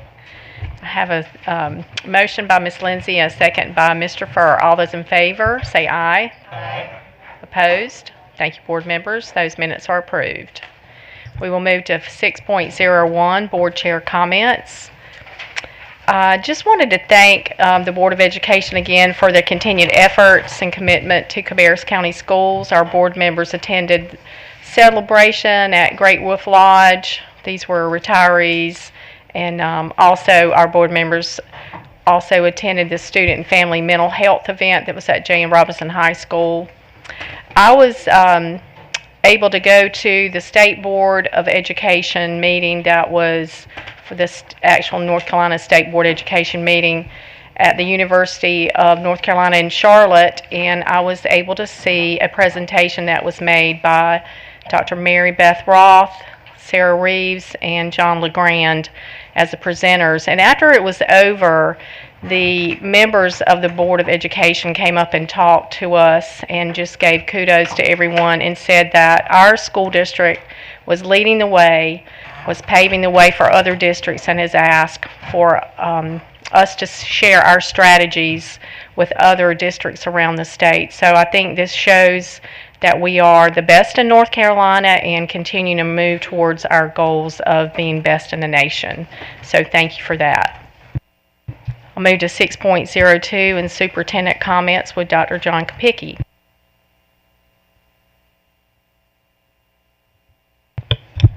Thank you, Mrs. Adcock. First and foremost, two groups I'd like to thank this evening for all their hard work and their dedication to our school system are our students for the continued dedication to the excellence that they represent and bring to us with all their talents and ambitions every day here in the Cabarrus County School System. As you watched over the last hour, I will say it and I'll say it loudly that we are the best in the nation and continue to just keep pushing the envelope and the needle forward. When you see the talent that has been exhibited here this evening and all the different disciplines that were represented, athletic, academic, theater, band, arts, what have you, our students are second to no one. That's a direct result of the community and the wonderful parents that we have in this community, but also it's an example of the fantastic teachers that we have that are the best in the nation, and we see that every single day in the Cabarrus County School System. Our teachers are amazing, they're dedicated, they are unselfish, they work for the betterment of all of our students, and that work just shines through in everything that we do here in the Cabarrus County School System. So I'm very appreciative during Teacher Appreciation Week that is this week, and I want to extend our sincere thank you to all of our teachers across the district and to express how fortunate we are to have them here in the Cabarrus County School System, and we are proud to call them our colleagues, and we're proud and thrilled that they are working here with our students, and their work continues to be a reflection of all the successes that our students have. So I commend our faculty and our teachers and all the support staff and all of our maintenance staff, all of our SNP workers, our transportation, everyone that has a hand to touch the students. Deeply appreciative to all of them for the work that they do. Give you a quick snapshot. You saw 26 students come across this evening that were awarded full scholarships. So what does that mean? It means that they're outstanding students, right? But it also means that $3.6 million has been saved when you add up the 26 scholarships that they've received over 4-year totals, or about $140,000 a student. So I would ask any parent out there who would like to save $140,000 on college tuition. My hand's the first to go up. But again, that's a compliment to our teachers and the hard work that they put on a daily basis. I mean, 26 students represent roughly $3.6 million in scholarship. That is incredible. And when you look at the list of schools that they're going to some of the finest institutions in the country, some of which are right here in the state of North Carolina, and others that exist obviously throughout the United States. But our students touch every part of the country, and they're able to compete with everyone anywhere that they go. Again, a compliment to our teachers. So during the Teacher Appreciation Week, I just want to say thank you to all of our teachers for the hard work that they do on a daily basis. Today I was honored to invite Western Governors University from North Carolina and their Chancellor, Dr. Ben Coulter, to the Education Center. We signed a partnership with them today to provide flexible, personalized learning pathways for Cabarrus County School staff. And this is part of our initiative to continue to retain and recruit some of the best educators that are within our system and give them an opportunity to pursue their degree to hopefully become members of our teaching staff as well.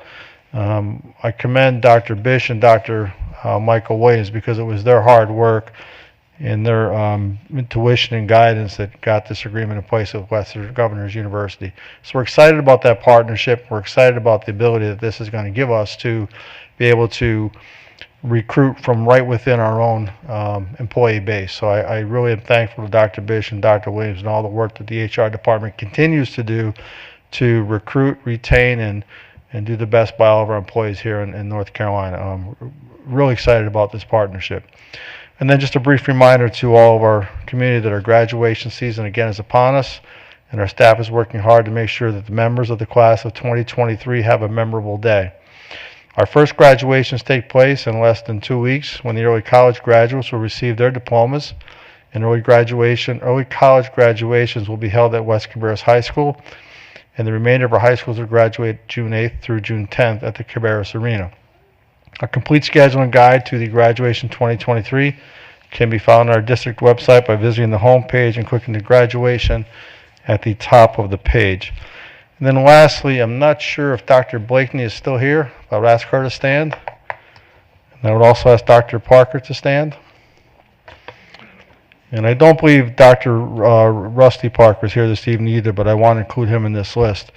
Again, when you talk about the excellence that exists in the school system, it begins with their leadership, and it begins with their dedication to continue to further their own education and to make themselves better as leaders. So Dr. Blakeney, Dr. Parker, and Dr. Rusty Parker, I commend all of you for defending your dissertation successfully and getting the terminal degrees that you so richly deserve and have worked so hard to have. So thank you very much for your dedication and for furthering your example for everyone to see about how important education is. So I congratulate all of you. So thank you.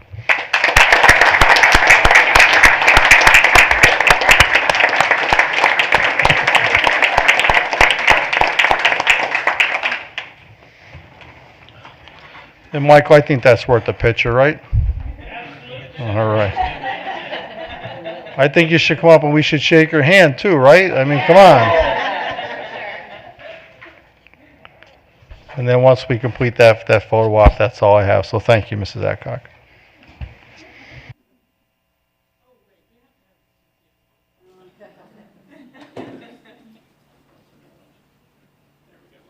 There we go. All right, perfect. Two new documents.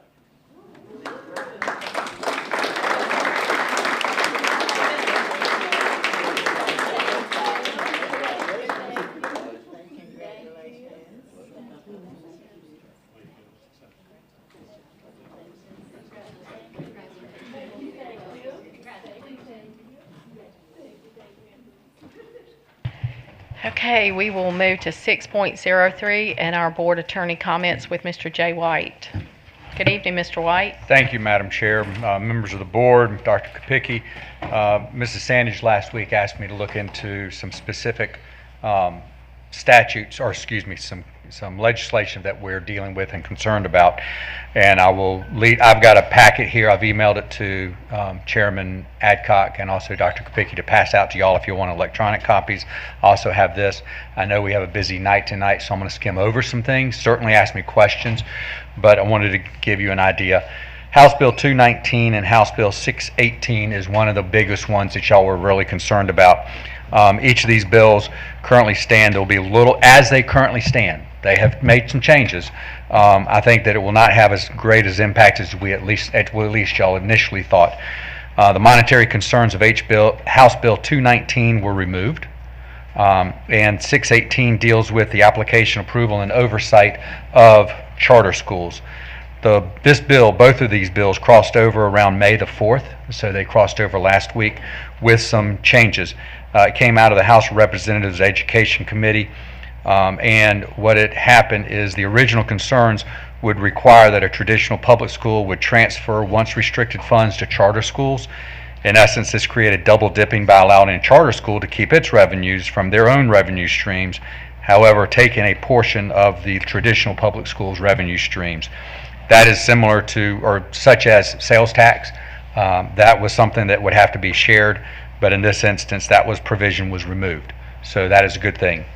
The crossover bill that if signed into law, because now it's in the Senate, it still has to be approved by the Senate, and if there's modifications there, then it goes back to the House for some discussion there. But if signed into law, would allow but not require counties to raise funds for charter school capital projects, including raising taxes. So the counties would have the ability to do that. It'd prevent the State Board of Education from considering a current or proposed charter school's impact on schools or its community when deciding whether to issue, renew, or revoke the charter. It allows charter schools to increase their enrollment without approval so long as they're not performing. Currently, what happens is when they come into play, that they're approved to open up incrementally and then expand grade levels as more classes as over time. Now that's not going to be the requirement if this law passes. It would prohibit traditional public schools from counting the fact that a student attends a charter school against the student when the student applies to a school or special program operated by the traditional public school. This means that the traditional public school could not give preference to its own students for those programs. It allows charter schools to enroll out-of-state students and foreign exchange students and require them to charge at least 50% tuition. Foreign exchange students would not count towards the enrollment caps, and schools could enroll no more than 10% of their students from out-of-state and could enroll no more than 2 foreign exchange students. It would allow charter schools to give admission preference to children of active military members as long as they don't comprise more than 10% of the school's enrollment. And then 618 is really focusing in on the charter schools process to approve a charter school application. Currently, it removes the State Board of Education as being the decision maker as to whether or not to approve a charter school. Currently, the State Board of Education has the final say. However, after they receive recommendations from the Charter School Advisory Board and the North Carolina Department of Public Instruction Office of Charter Schools. So what happens is House Bill 618 changes the name of the Charter School Advisory Board to the Charter Schools Review Board and gives that board the final say in deciding whether to approve a charter school application, to open or renew or revoke a charter. It allows the charter school or the state superintendent to appeal a final decision. So if the Charter School Review Board doesn't grant, renew, or revokes, they can appeal that. It has to be within 10 days. There's some other things talking about just some nuances there. But what the bottom line of 618 is really changing the dynamics about who oversees the charter schools as opposed to the State Board of Education. And one of the things that you may want to be aware of is that the vast majority of the time the State Board of Education goes along with the recommendations of the North Carolina DPI Office of Charter Schools and the Charter School Advisory Board. However, in the last year, there's been 2 recommendations that were rejected, and those because they were, depends on when they were rejected, they could do the appeal if this law goes into effect. Any questions on 219? Okay. So then we talked about 773, let parents choose the Protection Act of 2023, or it's also known as Sammy's Law. This is a bill that will have little effect that I can see on the operation of CCS. Basically, it's a broader concept that parents are going to be able to have more control over what their children are accessing on social media platforms. There are some requirements. It has to be 1 million monthly active users, or generates more than $500,000 in gross revenues. This is really designed towards some Snapchat, those kind of platforms. And you're asking, well, why would that be a concern? Well, unfortunately, there's a criminal element that is using Snapchat to communicate with children or with students to buy and sell drugs. And that what they're doing is they're communicating, they're setting up a meeting point, they're going to that meeting point. Sometimes it's outside of the home. They sneak out, go out and buy the drugs, come in. It's really trying to address the fentanyl overdose. There's other avenues that can be done. This does not impact the school system in that regards, but I do believe that something that I believe is going to be attacked on that bill is government oversight. How much is it infringing on a person's freedoms? So that's going to be interesting to kind of look at. Then you asked about House Bill 793. I had a question. Yes, ma'am. For that one. Yes, ma'am. Does that imply in any way that our staff would have to do something extra? Not the way I look at it. Okay, that was my real question. Yes, no. That's the reason why I don't see where there's an impact to our school system because we're not operating Snapchat, we're not operating these other programs, and there is a program that is in place that if there is a concern with the way a student is conducting himself or herself that is a threat, then that could be addressed in what is currently, but that software is not being pulled into what this is applying to. Okay? House Bill 793, that would be a very big concern. This is the one with public school open enrollment. So that would be a very big concern of CCS. However, it didn't cross over. So for all intents and purposes, it's considered dead. However, nothing's dead until it's dead.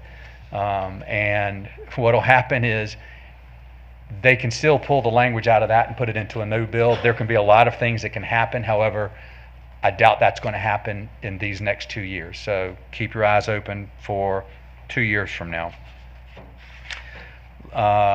Do you want me to go into details about that since it didn't pass crossover? Okay. 823. 823 is identical to, House Bill 823 is identical to Senate Bill 406, Choose Your School, Choose Your Future. That's what it's entitled. These bills potentially affect CCS in that the bills lower, if not eliminate, the potential monetary barrier for some students to attend private school. So the 50,000-foot view is that House Bill 823 provides vouchers for every family in North Carolina regardless of income. Before, it was based upon low and moderate income. This applies to everybody. However, it's on a graduating scale. Instead of going into the weeds, think about it this way. If you earn $55,000 a year in 2023 and a family of 4, you would qualify for 100% of the student's per pupil allotment for the prior fiscal year. So if I have a family of 4, I earn $50,000, I would be able to apply and get a voucher for $7,426, 100%. That graduates up to $111,000. So I'm now earning $100,000. That's under the 111. Family of 4, I get 90%. So I would get 90% to a voucher for, that would be a total of $6,683 per student. Okay, I go up to higher number. So now I'm earning less than $249,750. So I'm earning $200,000. Family of 4, that would be a 60% or 60%, so that would be around $4,446. And then anything above $249,750 would get 45% of the student allotment, which would be $3,342. Yes, ma'am. And taxpayers is paying for all this, correct? Yes, ma'am. Thank you. Yes, ma'am. Now this would be, okay, so its first priority scholarship would be allocated to the lowest tier of income. So you don't start at the top, you start at the lowest. And these funds would be available to either full or part-time students. These changes would take effect in the 2023-2024 school year if this law goes into effect. Okay, now the last one. So this is House Bill 574 and Senate Bill 631. This is going to have a lot of work to do in the legislature if it passes. The reason why is House Bill 574 and Senate Bill 631 don't mirror one another. So that since they don't mirror one another, they've both crossed over. They have to decide, are they going to agree with one another or not? This is the one that basically talks about athletics teams being designated for women, females, women, and girls and boys. The biggest difference between the two is the House bill says that girls are prohibited from playing on boys' team unless there is no comparable female team, and that sport is not wrestling or boxing. The Senate bill doesn't have a restriction on girls playing on boys' teams. They both have a prohibition from males playing on, so that's the difference there. And then the other difference is that the House bill applies to colleges, applies to athletic teams sanctioned to play in the NCAA and college level, and also recreational intramural sports organized by any UNC system college event. So the biggest difference is the sexes. Is the Senate bill doesn't have any restrictions, the House bill does. So I think that's going to be the big one to fight about. And then the question, does this apply to colleges or not, which obviously this does not affect y'all or us. But the biggest one is that I think there's going to be a lot of litigation on this if it gets passed. I think out of the four, I think y'all are very prudent to keep an eye on the 219, the omnibus bill. I think it's prudent to keep track of then the other one is the Choose Your School, Choose Your Future. And the reason why that is those two bills are identical. So that's number one. House Bill 823, I know one of the sponsors, maybe the primary sponsor, is Speaker Moore. Senate bill, the primary sponsor, if I remember correctly, is Senator Berger. So with those two people behind them, I will tell you I would bet my bottom dollar that's going to be passed.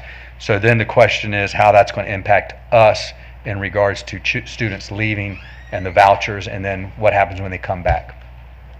I flew by there. I know that I apologize, but I know y'all have a lot on y'all's plate. I do have this all in written form. I can pass it out to you tonight. It also was emailed to Chairman Adcock as well as Dr. Kopicki if you wanted an electronic copy. Do y'all have any questions for me? Thank you. Thank you.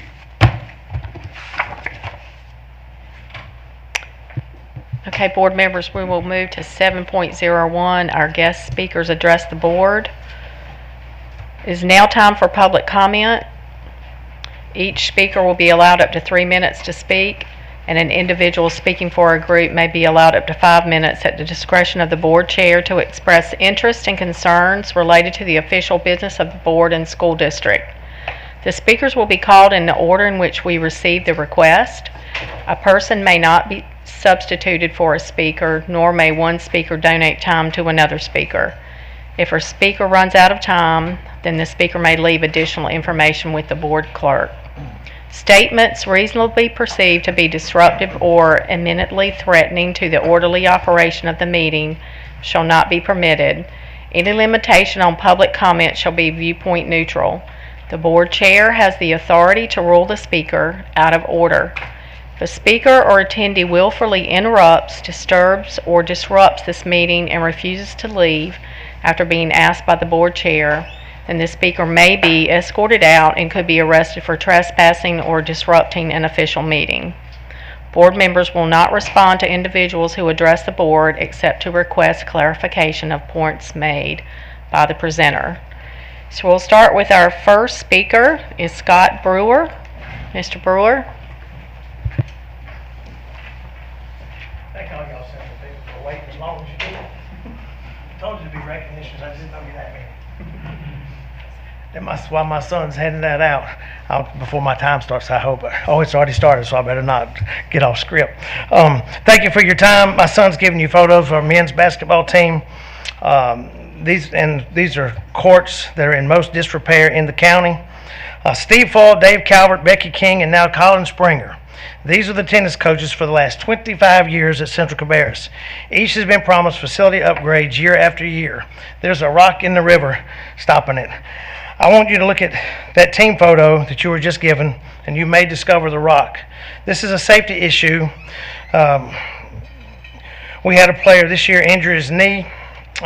Spent 2 weeks in a brace receiving treatment for our trainer. Luckily, the doctor diagnosed it as a sprain, but it's documented, that the courts and the cracks caused the injury. Franklin Park has been Central's home match courts for years. This year, the county took it away from us because of the fad of pickleball. Maybe it's not a fad, but it's pickleball. Losing these courts made it a scheduling nightmare, sharing our courts with Concord. No offense to them, but it's just weather and everything. The conflicts is just difficult. Parents getting off work and coverage is just difficult. According to Pam Beecher, Concord's longtime coach, talked to me the other day, and Myers Park is getting renovated in August. They're digging it up from the ground and redoing it. I see some heads nodding, so y'all know it as well. And this is supposed to take the entire girls' season, so Central will not even have Myers Park to share next year. Would have to play on their own 4 damaged courts. The men played 2 matches on those courts you're looking at right now this year, and I ask you if you would like for your children to play on those courts, or Nick to play football on a court like that. I mean, it's tough. It's just not fair. Those of you not familiar with tennis, you do need 6 courts to play to keep the matches from taking over 4 hours, because you have 6 singles matches and then 2 doubles, so it's just difficult to share with other schools. There's a cleared level area behind center field and baseball that's ready for new courts. The old courts need to be parking with sidewalks near the school for the PE classes and the cross-country team to run on. The PE classes and the cross-country team run in the road at Central Cabarrus every day. They run around that loop in the road. I'm old enough to remember, I'm getting off my script, I'm old enough to remember 20 years ago when a cross-country runner got hit by a car, and it was a big deal about no more running in the road. Well, we forgot that. We're running in the road. Back to the rock in the river. Look at that diverse team photo. I want you to look at that tennis team real careful. That team represents what high school sports should be about. Those kids did not move to Central for the tennis program. They did not transfer there because of a tennis pro coach or a team that had a chance to win the state championship. Every kid on that team, except for my son, never played tennis before high school. These kids show up every day to practice, pull for each other, and got better. It gave them a place. Lastly, I hear you.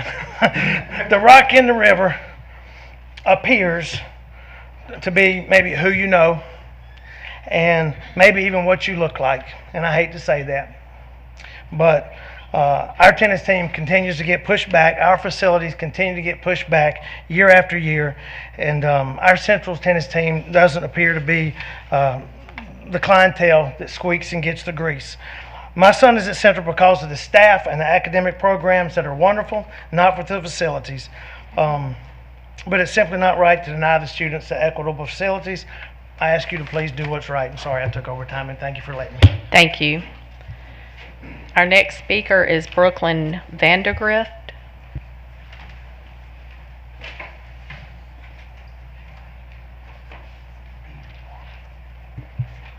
Welcome. Thank you. Members of the school board and Dr. Kopicki, thank you for allowing me to speak this evening. My name is Brooke Vandergrift, and I am a junior in the STEM program at Central Cabarrus High School. I've been a member of the women's tennis team since my freshman year, and this past year I was named captain. My freshman year there were no fall sports due to COVID, therefore all sports were held in the spring. I had played tennis off and on recreationally as a child in Harrisburg, but I never competed until my freshman year. I also never knew I had a love for it until that spring season. Since then, I have devoted my off seasons to training and learning more about the sport. I currently train with a member of the UNC Charlotte women's tennis team, and I coach with the Tennis Block Academy at Odell Primary School and Odell Elementary School. I am here tonight to kindly ask that the board consider funding for new tennis courts with lights at Central Cabarrus. We currently have 4 courts, 2 of which are usable, and no lights. A North Carolina high school match requires that 6 singles matches be held, followed by 3 doubles. Most high schools have 6 or more courts so that the singles matches can be played concurrently and doubles can follow. Some singles matches can exceed 2 hours alone. Also, women's tennis is played from August to October, and as darkness begins around 6 p.m., it becomes increasingly difficult to play without lights. Due to the conditions at our courts and lack of lighting, CCHS home matches have been played at Frank Lisk Park. County Parks and Rec has indicated that this is no longer an option moving forward. Les Myers Park, which is the next largest facility, will be under renovation in the fall and is also not an option. This leaves the 2 usable courts at Central Cabarrus as our only playing surface. Therefore, the CCHS women's tennis team currently has nowhere to play matches in the fall. Lastly, as somebody with joint issues, it would be detrimental to my safety and the safety of my team to play on courts with large cracks. One step in the wrong direction would end my tennis season and leave me with a large injury. Thank you for listening, and I would be happy to answer any questions that you may have or speak with you further about this. Thank you very much. Appreciate it.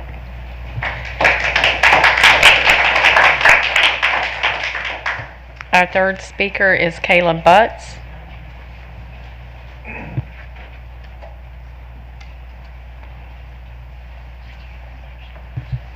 Good evening. Good evening. Hello, my name is Caleb Butts, and I play tennis at Central Cabarrus High School. I've been playing tennis for 3 years now at Central, and I've come today to talk about our inadequate tennis courts we have at our school. In the 3 years that I've played at Central, I've only ever played 1 match on our school's courts, and it had to be postponed for lack of time due to there being only 4 courts, where the standard would normally be 6. In addition to the less than ideal number of courts, our playing surfaces are also in unsafe condition. I do not know if any of you have looked at the Central Cabarrus tennis courts recently. The 4 courts we have are covered with cracks and grass that has sprouted up through the openings. Every season we have to spray the courts with weed killer in order to make them more safe to practice on, and several of our players have fallen due to slipping on the grass or tripping on the cracks. I wish I could say that I am proud of our tennis courts, but in all honesty, I feel like they are an embarrassment to us and the school. Because of these issues, for 2 of the 3 years that I have played, our home courts, the courts we play home matches on, have been at Frank Lisk Park. Recently, however, we have had to transition to sharing our home courts with Concord at Les Myers due to renovations being done at Frank Lisk, as they are transitioning those tennis courts into pickleball courts. Sharing home courts with Concord High School has led to conflicts with scheduling, and since 2 teams can't play at Les Myers at the same time, we have been stuck looking for alternate courts to play on, or attempting to play on the courts we have at our school. Now that plans are being made to renovate the courts at Les Myers this summer, and we are unsure where we will be able to compete, I am more uncertain than ever about where I'll be able to play my senior season. That being said, it would mean the world to me if I were able to play on safe courts at my school where I don't have to worry about conflicts and rescheduling. I am asking you to consider resurfacing our existing courts and adding 2 additional courts to bring our total to 6 and to match the standard for most of our peer schools. Thank you. Thank you.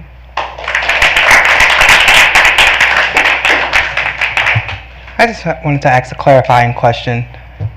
Because our budget is so large, is that on there in our budget? And I just want to make sure that that's the case. And then when you answer that, I just want to make sure that nobody is playing on courts that are not safe. I heard that a few times. So the pictures speak for themselves. I've worked with Mr. Tyson over the last 2 years too. As you all know, we've kind of created a whole new budget process. And Central Cabarrus High School, Northwest High School, and Coxmill High School, I believe, if my memory serves me right, but I am absolutely 100% positive certain Central Cabarrus High School tennis courts are on the budget request for this year. They were included. I presented that to the county last week, April 27th. And I've talked to Mr. Tyson about the 4 courts and then the 2 for 6. I believe my memory serves me right. To refinish them is about $65,000 per court, and to put 2 new courts in, it's about $80,000. So we did include that in the budget. We made that request. That'll be when we get the county's answers. When we get the county's information back, when they inform us as to what the budget looks like, we'll know better. But we're advocating hard for it. So I can tell all of you here today, thank you for coming and speaking to it, and appreciate your advocacy. And I can tell you that both your board, your superintendent, and your athletic director are advocating hard for you to achieve this. So I've walked on them, I've seen them, I've been over there for many different activities and games, so I know what you're talking about. So I can't sit here and lie to you and say no one's playing on them, because that would be a lie. I do think that people are playing on them just by the testimony tonight. You know, that we've got some reports on some of those situations, but I will have Dr. Bowers take a look at that tomorrow and give me an assessment real quick. Based on these pictures, it's pretty clear that there's some definite risks, but we'll take a look at that tomorrow. But we are advocating to get those replaced. So I thank you for your advocacy tonight. We'll keep you posted as soon as we find out. I truly appreciate when our kids speak for themselves, so thank you both for speaking for yourselves.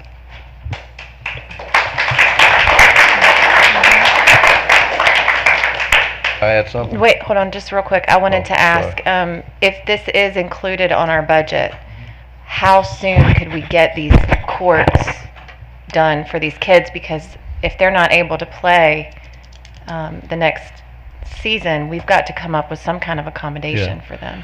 So I can't speak to I'm not an expert in installing tennis courts, but it is my understanding as soon as we find out from the county, we can move like that fast on it.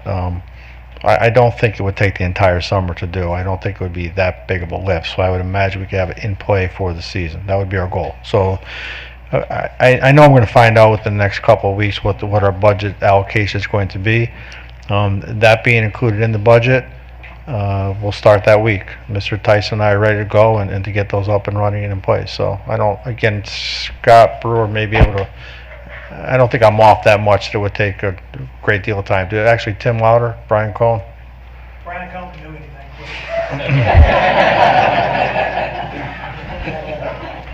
Just in terms of time, I don't think I don't think we started in June. That would take it's milling, grading it, assessing it. Milling and grading would be your 2 issues early on, and then the last portion of it though is the cure time. It takes a 30-day cure time once the coating's put on. So that means it drops our thing back to about in June to be finished with the course in order to be cured out by the time they get to play on in August. So it's pretty tight. Yes, sir. Okay, but it's doable.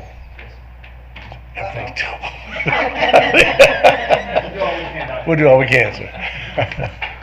Let me ask you this question. September is reasonable, yes? Yes. All right, thank you. Yeah, well, Mr. Lauder's a Central alumni, so I'm sure we can get that done. Now, one thing I wanted to add that you may not realize, but Highway 49 is one of the most traveled roads in Cabarrus County, and those tennis courts are visible. And it is an embarrassment, especially for me being a Central Cabarrus alumni, that they deserve better than that. So, thank you. I'm sorry, just one more thing, Dr. Kopicki. If we don't identify, or if this is not approved by the county, I'm with board member Lindsay down there. Do we have some identified plan for these kiddos to be able to play? Or can we work on that with somebody? I'll answer by saying there's always a way. I mean, we'll figure it out. I also want to say, we also, in that request, we also addressed the Central Cabarrus track to replace the track out there as well. So just to say that we're aware of some of these athletic needs, we're trying to address them. And the county has been very receptive. And, I mean, they're trying. They're working with us. They're definitely advocating for the school system, and they're hearing us. So we're optimistic that we'll get to a better outcome very soon. Okay, thank you. We'll move to our Last speaker, Ms. Sabrina Berry.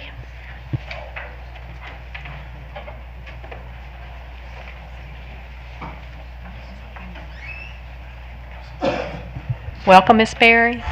Good morning, good afternoon, or good evening, Madam Chair and the board. I was here a few weeks ago regarding exceptional children. Although this topic I would still continue to advocate for. Tonight I'm here to talk about what I've seen at the last meeting. We found out for the first time that the superintendent created a secret legal review committee that at least 3 board members served on. These board members signed a confidentiality agreement. I believe that's a violation of the First Amendment. In the past, the chair of this board has always appointed members to committees in open session for the public to know, but not this time. The public was never updated on when the committee met, what law firms responded to the RFP, and what factors the committee considered. At every single business meeting, the chair asked for committee reports, but there was never one single report from the Legal Review Committee. The work of the committee was kept secret. Neither the superintendent nor any member of the board who served on the committee ever reported on its activity. Board committee meetings require notice of meeting. They are open to the public to attend. The superintendent's committee was entirely conducted behind closed doors. It had 3 board members on it, so likely it violated the Open Meeting Act. The process this committee has taken diminishes its credibility and frankly calls into question whether the superintendent is unduly influencing the process of the board selecting a law firm.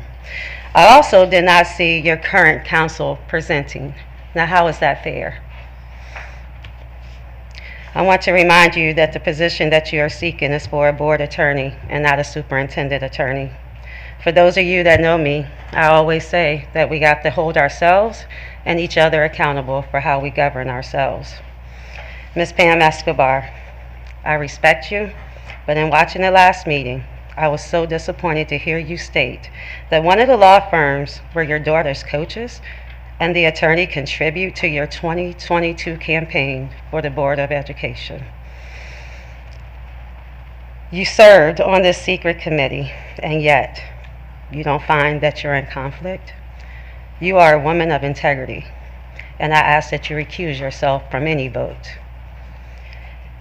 With one of these attorneys currently representing charter schools, and the other one represents 2 agencies in the county, how is that not a conflict? Madam Chair, Ms. Denise, God has put you in this position. You have all of the leadership qualities, but I'm waiting to see you lead. I can't tell who's the chair of this board, you or Dr. Kopicki. I request that you guys redo this process and be transparent with the community and hold yourselves accountable. May God bless you and heaven smile upon you. Thank you.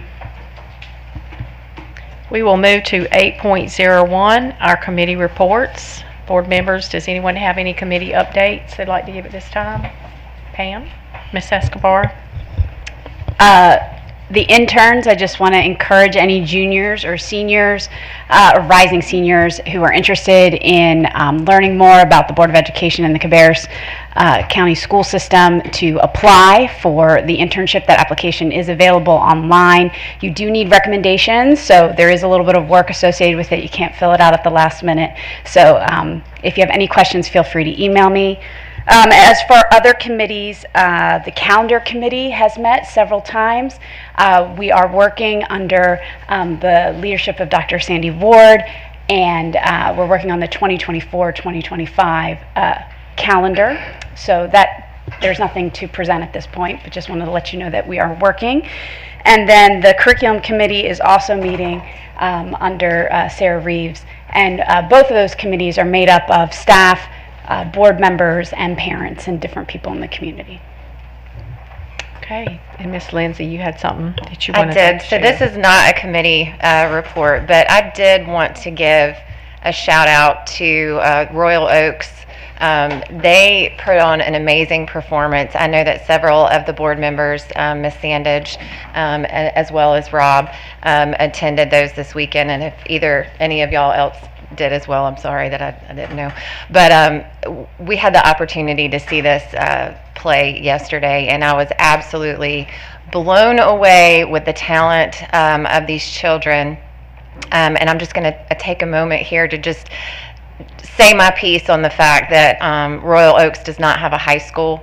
To watch 12 of these 8th graders bawling their eyes out because they are no longer going to be part of the Royal Oaks family was just very emotional. And so I'm just going to say that my piece of that we need to work very hard to make sure that they get a high school to continue that arts piece of what these kids really truly enjoy. And just kudos to Amy Lynn Foster for all of your hard work and all of the kids and staff there at Royal Oaks. Thank you. Anybody else? Ms. Sandage? I'm just going to echo that. It truly amazes me to see our children be able to do like so many things that you wouldn't expect from kids. I mean, they sang, they danced, and you know, art, and I say this often, hashtag art saves lives. Like there's so many parents that came up to us after the performance and just explained how, you know, my kid is EC and the traditional school just doesn't work for my kid, and I wish that there was a high school and they could further their education because they feel more comfortable. Like my kid didn't want to go to school before and now they go to school. Those are the stories that make sense to me, and to me it says that we are here for every single student. So I would just want to put it out there in the atmosphere and make sure the public is aware. This is one board member who is all for K through 12 arts because I truly believe it saves our children's lives. And with the increased rate in suicide, we definitely need to take account of what is important to our kids and invest in that. That's one board member speaking. The other report I have is for the Child Protection and Fatality Team, and I'll just read what was sent to me. I sit on that as one board member. It is the Cabarrus Child Protection and Fatality Team, and it is chaired by Paula Yost, a local attorney, and it's at the Department of Health and Human Services here in Cabarrus County. They review the fatalities for the year, and usually it's a year back, but this time we were able to do it a little bit earlier. And it says the team is aware of teenagers stealing unsecured handguns from vehicles and other places and wants to encourage the public to be mindful of responsible gun ownership. So that was the message from that team. That's all I have. Anybody else, board members? Okay, thank you. We will move to 8.02 and have our construction update with Mr. Brian Cohn. Welcome, Mr. Cohn. Thank you. Good evening, Madam Chair, members of the board, Dr. Kopicki. This is the May update for construction and where we're at with our projects. We'll start with R. Brown McAllister. We're in the process of finalizing our last large section of structural steel coming towards the front, the admin area and the media center. They're also working on the second floor decking connecting the two classroom wings that we've been talking about for some time now. That decking is getting installed, so we'll be in the process of pouring those slabs on deck in the next couple of weeks. We also have the mechanical contractor. He is working heavily with ductwork in both classroom wings. That's the B wing and the C wing. We have metal stud work that is taking place in the C wing now as well. They've also started hanging drywall in the C wing of the areas above our ceiling grid. So CMU walls continue to go up in the kitchen and the cafeteria area. All of our slabs on grade, so everything that's on grade is completed with the exception of any exterior sidewalks that are left to be poured, and that'll come at a later date. We're also finishing up or starting the roof membrane on the C wing, so that's a big milestone in the project. It's getting it dried in, and then they're also making preparations for the brick veneer to get started on the C wing. We also this past month had a report from North Carolina Department of Environmental Quality, a compliance report for the entire site, which is good for us. There's a large site, so we have a lot of grading operations taking place. We potentially have a lot of runoff, so to be in compliance with NCDEQ is a big step in the right direction for what we do. We also have electrical rough-in that is taking place, as well as the in-wall blocking for the classroom spaces in C wing. That blocking takes care of all the TV supports, cabinets and casework. Anything that has to be mounted to the wall, they have to put blocking in for us. We also had storefront glass show up this week, which is a milestone because glass is one of the materials that has been severely impacted by the coronavirus, and so it was nice to see glass show up. We're working on scheduling our furniture kickoff meeting with New Idea here in the next couple of weeks to get that process started. We need to do that before the end of the school year so we can engage some of the teachers to be a part of that process. Exterior spray foam and water barrier, that's the air water barrier, is going to begin installation in the next couple of weeks, and that has to happen before the brickwork starts. Just as a reminder, I'll try to keep this on there. The existing school exit starting Monday, June 12th is going to be closed for use. So if you are visiting that school during the summer months, you'll enter the school in the same location that you've always entered, but you will have to U-turn and exit out the way that you came. That is so that we can make the connection and improvements that are required for the new entrance at the north side of the campus. That's looking back in between the two classroom wings there, the large courtyard space. So I have a quick video here. Just this is a time lapse. So we are capturing. We have a live webcam feed, and we're catching time lapse photos of this site. This is about from August of last year up to where we're at last week. You can see there from a scheduling standpoint, we are right at about the 50% mark on this project being completed. Continue to try and keep you updated on our diversity spend. We have the 10% goal there, but you can see we're over halfway to that mark, and it's anticipated that we will actually exceed that 10% goal.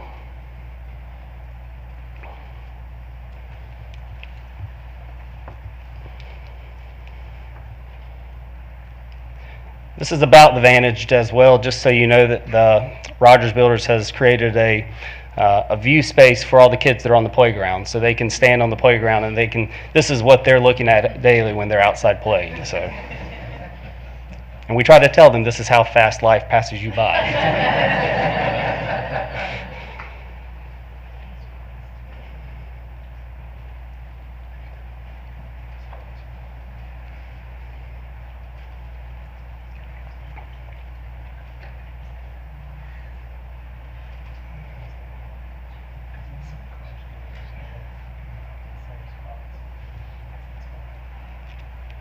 And that's 9 months of work.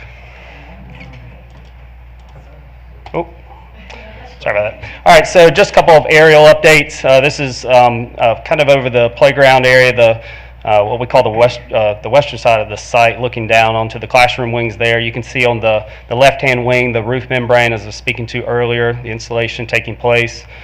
Starting to get the vapor barrier on the right-hand roof. Again, big milestones in these projects are getting the roof and getting it dried in. So it's encouraging to see that taking place. That's over the advantage over the bus entrance and the school nutrition entrance, looking at the staff visitor lot, the bus lot, the parent queue line, the front area. That section there on the right as you're looking at the school building is the loading dock area, and where all supplies and deliveries will come into the school. And that's all I have on R. Brown. Are there any questions I can answer for you before we move on? Yes, ma'am. So you mentioned, when is that going to be closed? You said the entrance? Monday, June 12th. Okay, after so school. We do have retesting taking place on the 12th and the 13th, I believe, but we've worked that out with school staff to make accommodations for that. So there'll be somebody there to kind of help. Yeah, we'll have somebody there. You know, buses don't enter the site anymore anyway. They're all out on the street. So the few parents that we have there, yes, Rogers is no. We're going to have to provide some guidance and direction those first couple of days just to make sure everybody understands. Okay, thank you. Anything else? Real quickly on Northwest Cabarrus. We had shortlisted our construction manager risk firms for interviews. Those firms are Shelco, Rogers Builders, Edifice Construction, and Vinoy Construction. We will be bringing those four firms in this Wednesday to begin that interview process. I've provided a list of the committee members there that will be a part of that interview. I won't go through and read those. You can see who they are. Just, you know, the design continues to evolve based on comments and feedback we get from district and staff personnel. You know, we're working hard to cut square footage if we can, but we need to programmatically, we need to make sure that we provide what they need. The goal of this process, once we get a construction manager on board, is to begin some pre-construction pricing exercises. They'll take the documents that we have to date and provide pricing on those documents so we can have a benchmark of where the cost of this project looks like in today's dollars. They'll go through that process several times throughout the design, all the way up until we get close to construction documents. But again, we will not be putting this out to bid because of the funding schedule that we currently have. Any questions on Northwest? Okay. J.M. Robinson High School. So the Mondo Track project, just wanted to update you real quickly. About 90% of the curb work is completed around the track. You can see there in the forefront of that picture, the steeplechase pit has been installed. Over the next 2 weeks, the track milling is scheduled to begin. They've also added the hammer throw event as a scope of work to this project because collegiate level events do use the hammer throw in their track and field competitions. I can see the javelin and the shot put in the upper right hand corner. And that's a little bit closer image of it for you. So big changes will really start taking shape over the next 2 to 4 weeks on that campus. Any questions on J. Robinson? Real quick on Cabarrus Health Science Institute. So we are finalizing the lease agreements between Cabarrus County Schools and Atrium for the 23-24 school year that will be again located in the Plaza building where they currently are located. We are working to begin some furniture purchases for that school and what next year's needs are. We'll be able to utilize that furniture in the subsequent years as we find a permanent space for them. And we've also worked with Andy Campbell and Chuck Taylor and his team. The FMD has got a considerable amount of existing furniture that we will be able to utilize for the classroom spaces that we are creating and not have to purchase new classroom furniture. And that's all I had. Be happy to answer any questions you have. Any questions, board members? I don't think. Okay. Thank you very much, Mr. Cohn. Okay, we'll move to 9.01, our consent agenda. Board members, we have several things on the consent agenda tonight. You can see those on the space underneath there. Are there any questions about the consent agenda? Hearing none, I need a motion that the consent agenda be approved as presented. I move that we approve the consent agenda as presented. Second. Okay, I've got a motion by Ms. Lindsay and a second by Mr. Walter. All those in favor say aye. Aye. Opposed? Okay, the consent agenda is approved. Thank you, board members. We will move to 10.01. This is a recommendation of the legal firm. So is there any discussion about this, board members, before we vote on the two firms that the committee presented to us? Any questions about any of it? Yeah, I got a question. Can I may need help from Mr. White or one of the attorneys. The accusations that was made by the speaker, did we do anything wrong in our committee before we vote on this? I wasn't consulted, so I have no idea who was on the committee. I don't know what was discussed during the committee.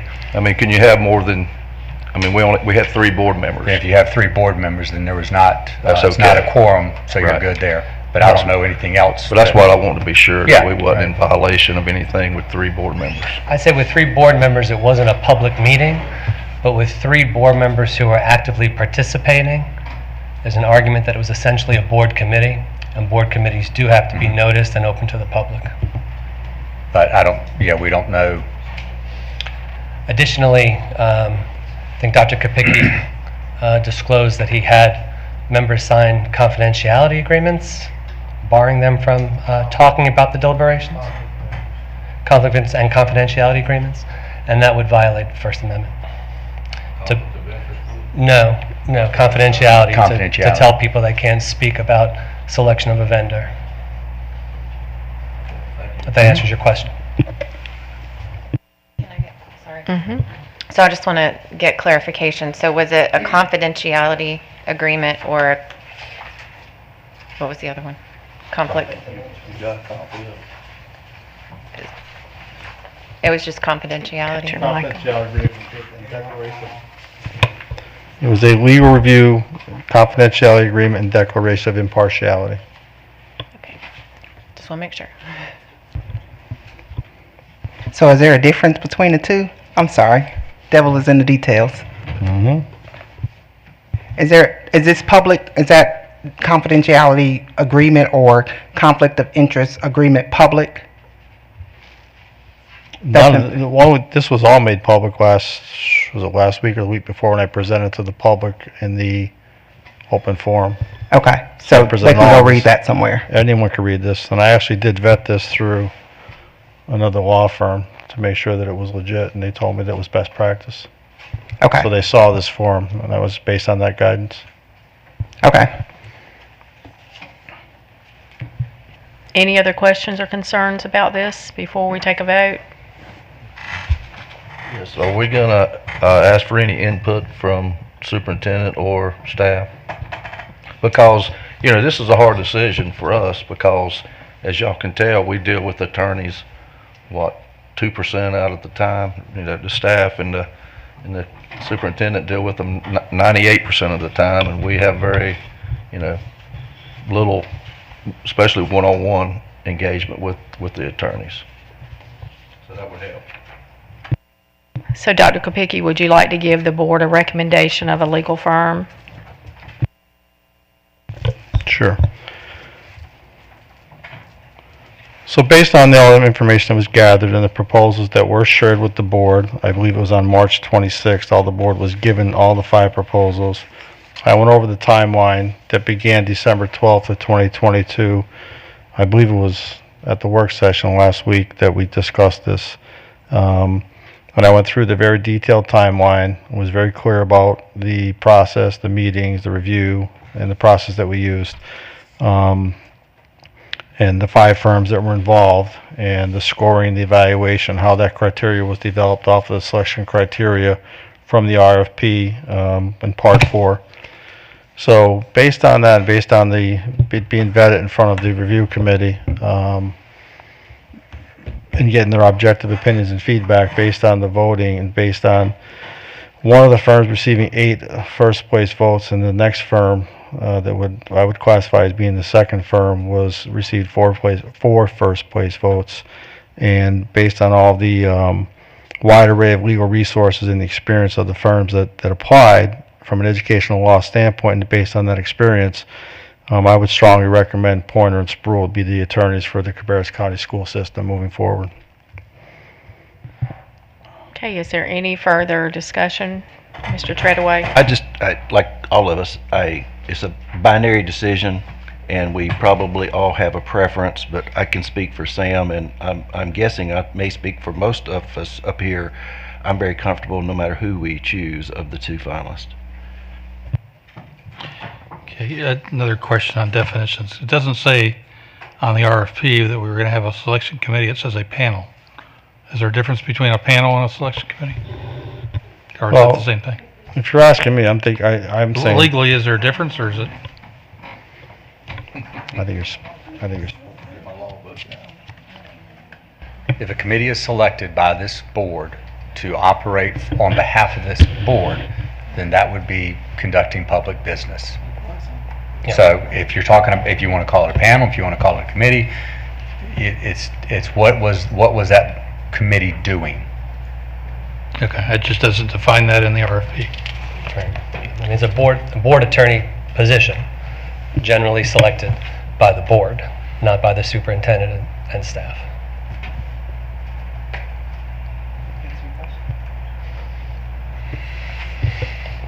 What it says here is an evaluation of all submitted proposals. A limited number of firms deemed most qualified to provide the requested legal services may be invited to present their qualifications or respond to questions from panel members.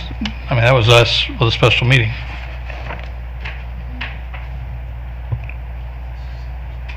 So if that's the case, then we did have our panel. Yeah, so the Board of Education did not make the decision. How many other members were on the committee that were part of the staff? As I outlined last week, it was not a board-appointed committee. We were vetting it. It was an internal. We were vetting it internally, so it was not a board-appointed committee. And again, from day one, if we follow the timeline that I presented last week, we went through that.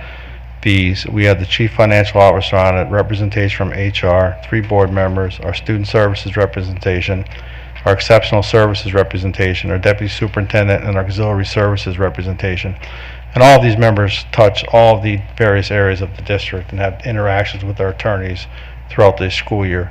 So, you know, I'm not an attorney, but I believe we're splitting hairs. I could be wrong, but this group of folks reviewed the proposals as the board did, and we, you know, basically gave feedback to what we saw and how we interpreted the firm that would best represent, in our opinion, the district. But it was not a board-appointed committee. And there was no difference. There was no difference from. I'm going to have it from 2021. The exact same representation, because it was a legal services selection process back in 2021 that had 4 board members in various different roles. They didn't serve all at one time, but served on the review committee. And at that time, there was also the interim superintendent, the chief financial officer, the assistant superintendent of curriculum and instruction, and the interim assistant superintendent of HR.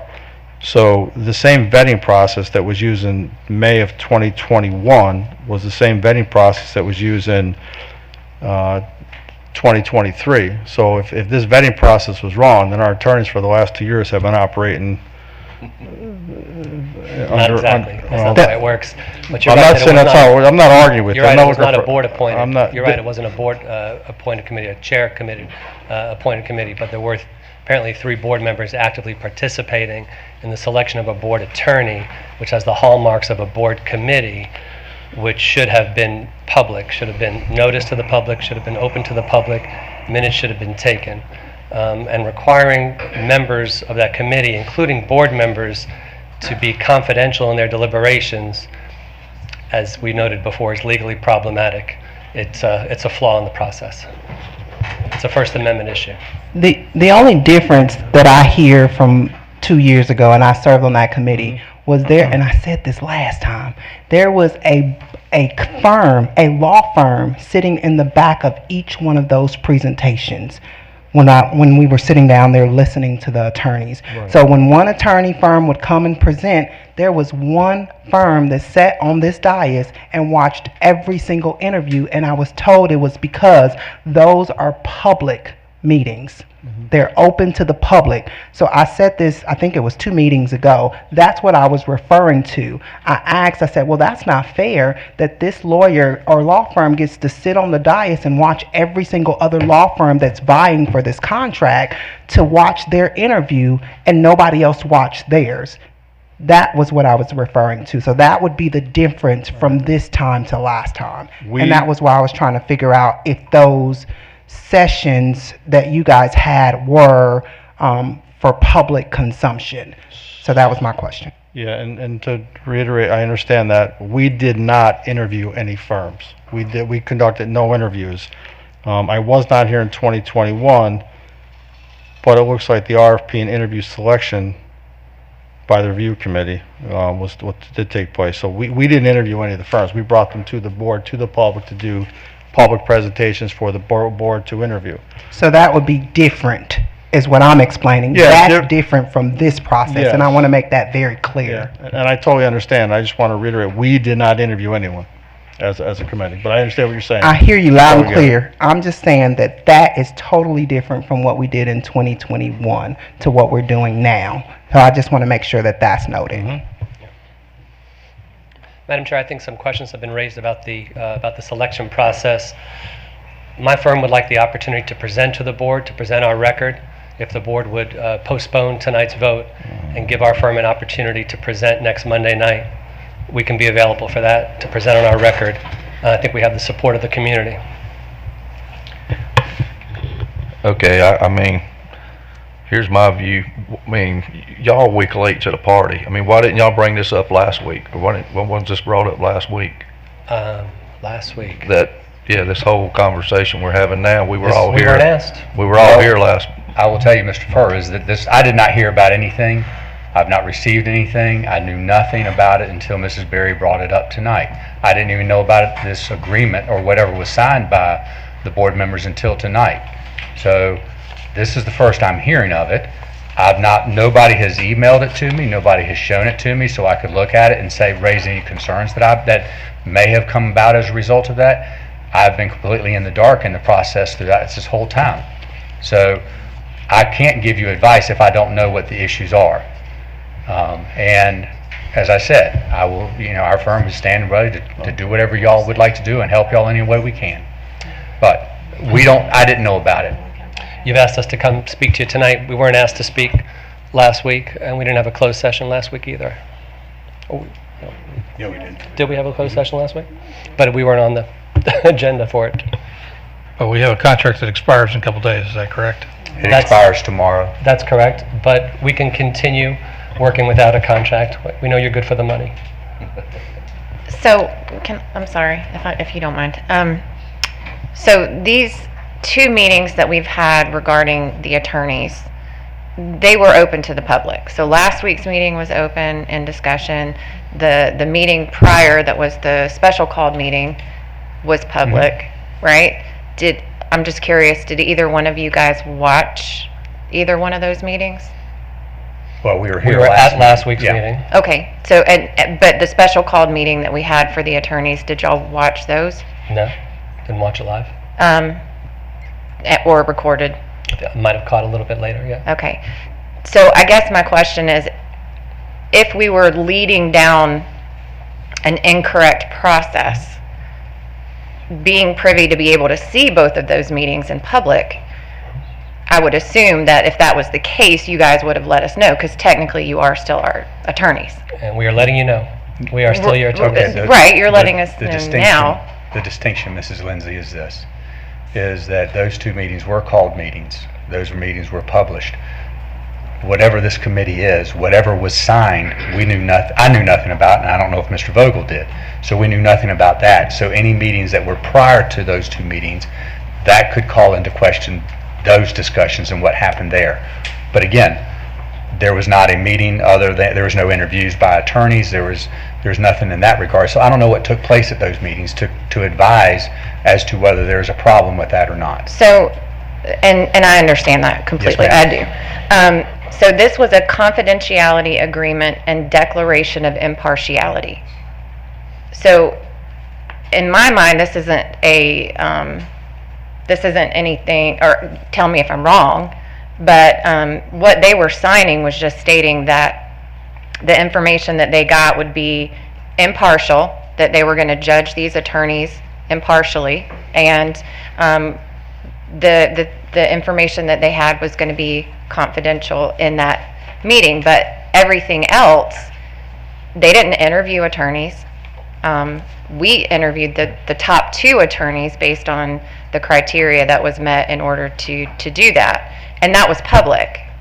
I mean, our interviews of these attorneys was a public process. Even though we didn't interview all of the attorneys that applied, we interviewed the top 2 that made the cut based on an unbiased and impartial committee of board members and staff. No. So, no? I don't think the law firms were interviewed by a board committee. I think No, they weren't. a couple of law firms gave Correct. They were presentations. not interviewed by the committee. We are the ones that interviewed them after they presented publicly at the special called meeting.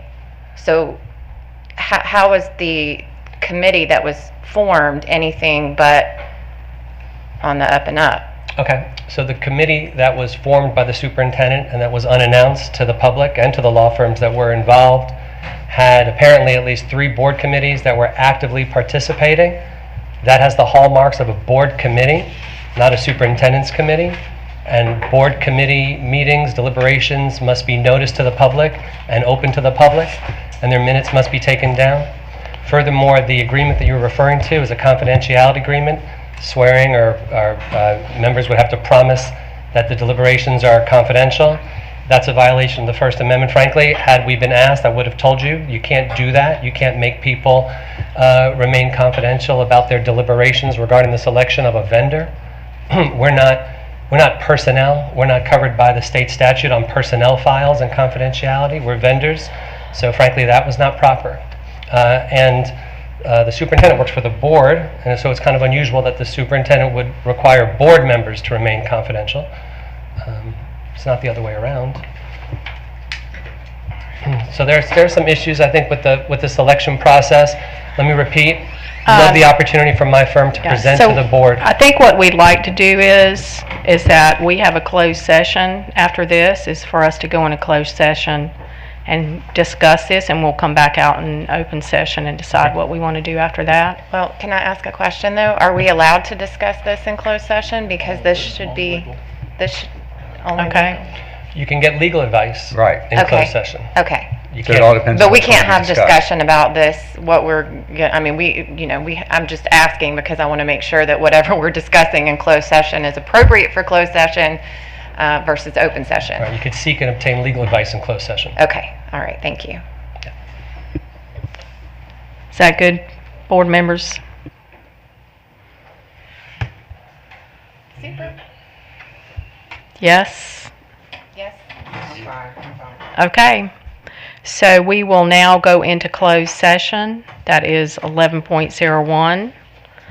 Board, I need a motion to convene in closed session to consult with an attorney and preserve the attorney-client privilege pursuant to General Statute 143-318-11A3, and to consider confidential personnel matters pursuant to General Statute 143-318-11A6. So moved.